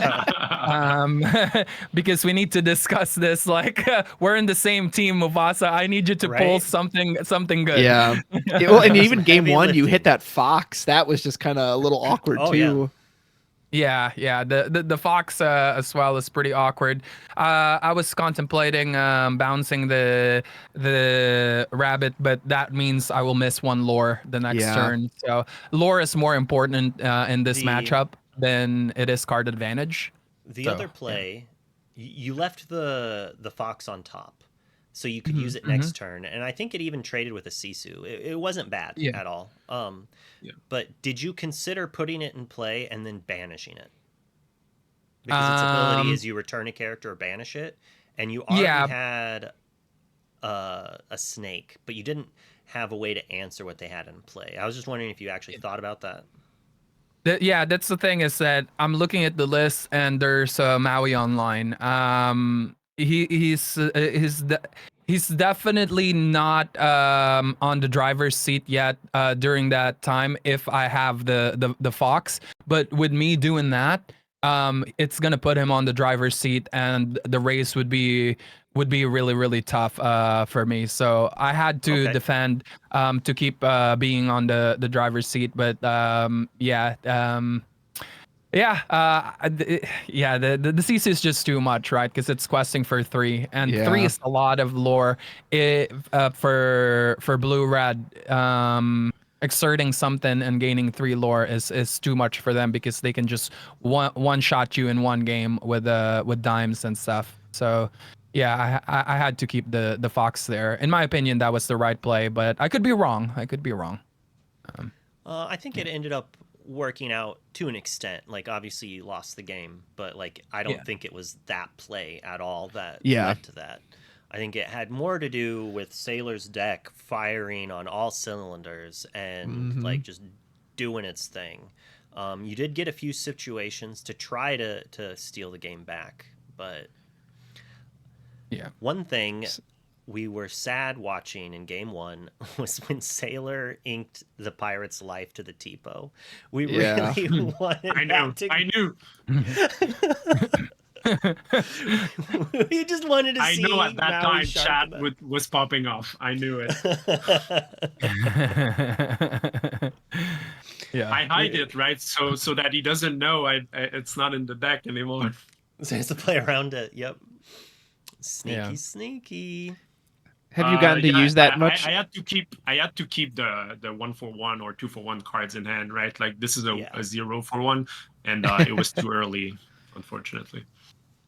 I was gonna ask, have you gotten to use the pirate's life much? I mean, obviously with a shark on board, it's just what a 3 lore swing. Like, holy moly!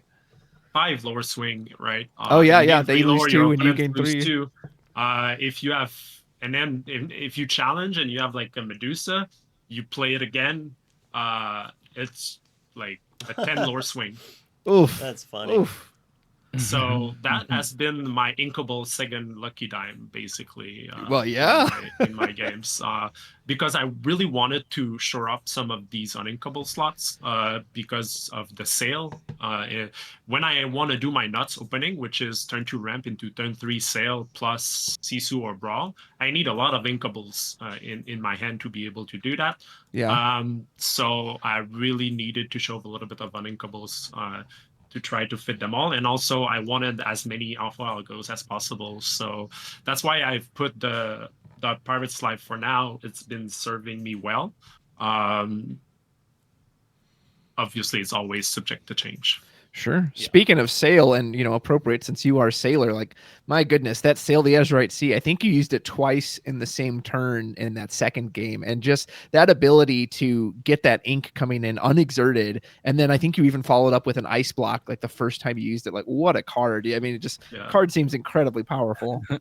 I was talking about that on my obviously- chat earlier. I was Sailor looking there. for the small Sisu there, right? So if you play sail on 2, sail on 3, and then Sisu the Wendy, I think I almost win on the spot when I do that, because then I follow up with Big Shark and he doesn't have all that much lower at the early game, and I have sails in the discard to just keep recycling them. So I always look for these openings on the draw versus those aggro / mid-range decks. Obviously, I didn't find it, but I found the big Sisu, so I knew that it was my out right to this game. I knew it was going to be close though, so that's also why I leaded into the turn in which I played the Maui plus the Vision, because I knew it was going to be a really close games, and as we discussed earlier, the one lower could matter a lot. Yeah, it showed its weight in gold. Like that card. Well, red blue's getting scary. I'm not gonna lie, Sailor Earlmeister. Red blue's getting so scary. I Yeah. see you, When I saw those double sail, I was so scared. I honestly thought that a Brawl or Sisu is coming. Yeah. Yeah. We were looking at his hand and we're like, well, it's a lot of ramp, but he has nothing. And you were just like threat. And like he inked the shark, played the popsicle, drew the Sisu. If he didn't draw the Sisu there, I think if he didn't draw Sisu or B prep, you were just winning the game. Yeah. Like, Yeah. I also had 4 Hiram trigger, right? Yeah, you could have played a we Hiram, rolled but 4 then you cards off of Hiram. But to try to playing find that it, gives you a Brawl, and then you slow him down a little, but he would have been at like 14 or 15 lore, I felt like. The Brawl off of the Hiram was huge. Oh yeah. You had some good lineups there. If we look at Earl's list here, is there any changes that you would, if you could change your list before the next round, was there any cards that you were like, I wish I didn't play this, or I wish I had more of?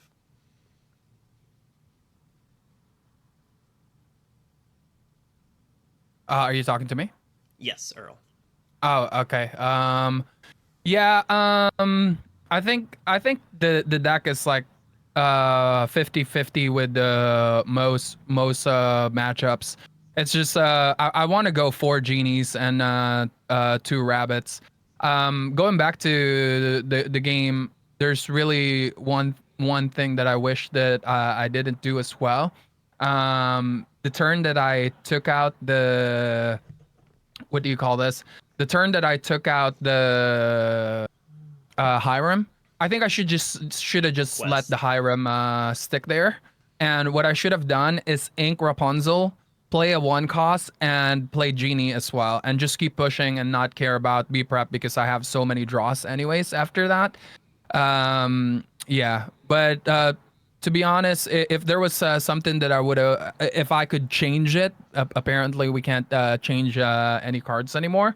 I'd probably change some of the friends, and this was recommended by DeCandio, and I love the recommendation as well because I played against Purple Fasa before, and that is let's just up all the Merlins and Genie, cut the friends, and let's go vroom vroom with Lantern. Oh, and okay. Yeah, basically turn 3. Let's just play and draw, which I really like, and I'm most likely gonna test that in the future. Yeah, I'm sold.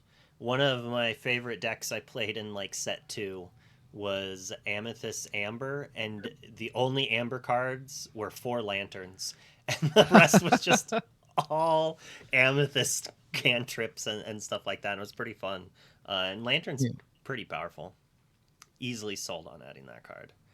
Yeah, I probably should have just pushed hard, honestly. I shouldn't have sang with the Dale there. I should have quested with Dale, but like it's one of those, like you don't know if it was the right play or not. But like with the matchup of like mid range and control, I definitely can't prolong the game, and I think I should have added more pressure in the beginning. Well, and I thought part of the reason maybe you sang that as well was because you were hitting so many uninkables. So it's like it's either that or you have to give up the goat. Well, no, you just ink the friends. Oh. Yeah, you ink the friends, play the Genie, and just keep going vroom vroom. But yeah, it's one of those things that Lesson it's hard learned. to know if it was right or wrong, right? Things could have played differently. But s4iler is an ultra megatonic player, so Fuck it, he did it. either way, he most likely would have dealt with everything that I'm doing. But yeah, he played really well. I did my best. I'm happy. I'm happy with my performance. But definitely there's a lot to improve, especially not forgetting your Lilo. I've Yeah. never missed a trigger in my life, so so I would now ask for Earl's socials, but we're gonna raid Earl after the stream in a couple of minutes. So I'm gonna ask s4iler if he would like to shout out any of his socials before we go. Yeah, if you want to follow me on X at Lorcana_s4iler with a 4, or on Metafy at s4iler with a 4 again. Please support my team, Team Labyrinth, a great sets of players, very supportive team. I love them. And thanks everyone who has voted. Thanks to everyone who has watched the game. It's been a pleasure to be in here. I'm very, very grateful. And thanks for the casters, the judges, and Pavel. Oh, thank you. We appreciate being able to cast these games, and huge shout out to Pavel. And a shout out to RB for making a great game. All right. Absolutely. You want to throw... Oh my goodness, I just realized someone made a comment where they're like, man, Queen looks a lot different in this game, in this casting. Yeah, I And think I had the realized Queen it's 'cause tag. I didn't change the tag, but I'm gonna let you take the fall for that one because you didn't remind me, and you can see it. I didn't realize. Yeah, I wasn't looking at it. I was so locked into the game because it was so enjoyable. No, I want to say thank you to Pavel and our judge as well. I think it was Snobby, and as well as you, Luke, thank you for hosting it and streaming it and letting me come on and join with you, and as well as you guys for playing such a great and fun game. It's always fun to watch some great back and forth Lorcana. This has been very enjoyable. So major thank you to everyone. Oh yeah. And shout out your socials. Yes, absolutely. You can follow me on Twitter. I guess they call it X nowadays. At Marvels_the. It's Rudros TCG. You can check out my YouTube channel. That's where I do all my Disney Lorcana content. I have a brand new deck tech coming out on the Sugar Rush Speedway, coming out in just 5 minutes. Check out Rudros TCG. It's a really fun deck. I'm hoping it's going to be competitive because it's really fun to play around with. Link it in the channel. Yeah, let me put it in the Twitch. All right. Well, we're going to probably raid right about now, but I'm not going to press the button for another 10 minutes. So I'll see you all in a little bit. GG's, s4iler, and thank you guys for casting.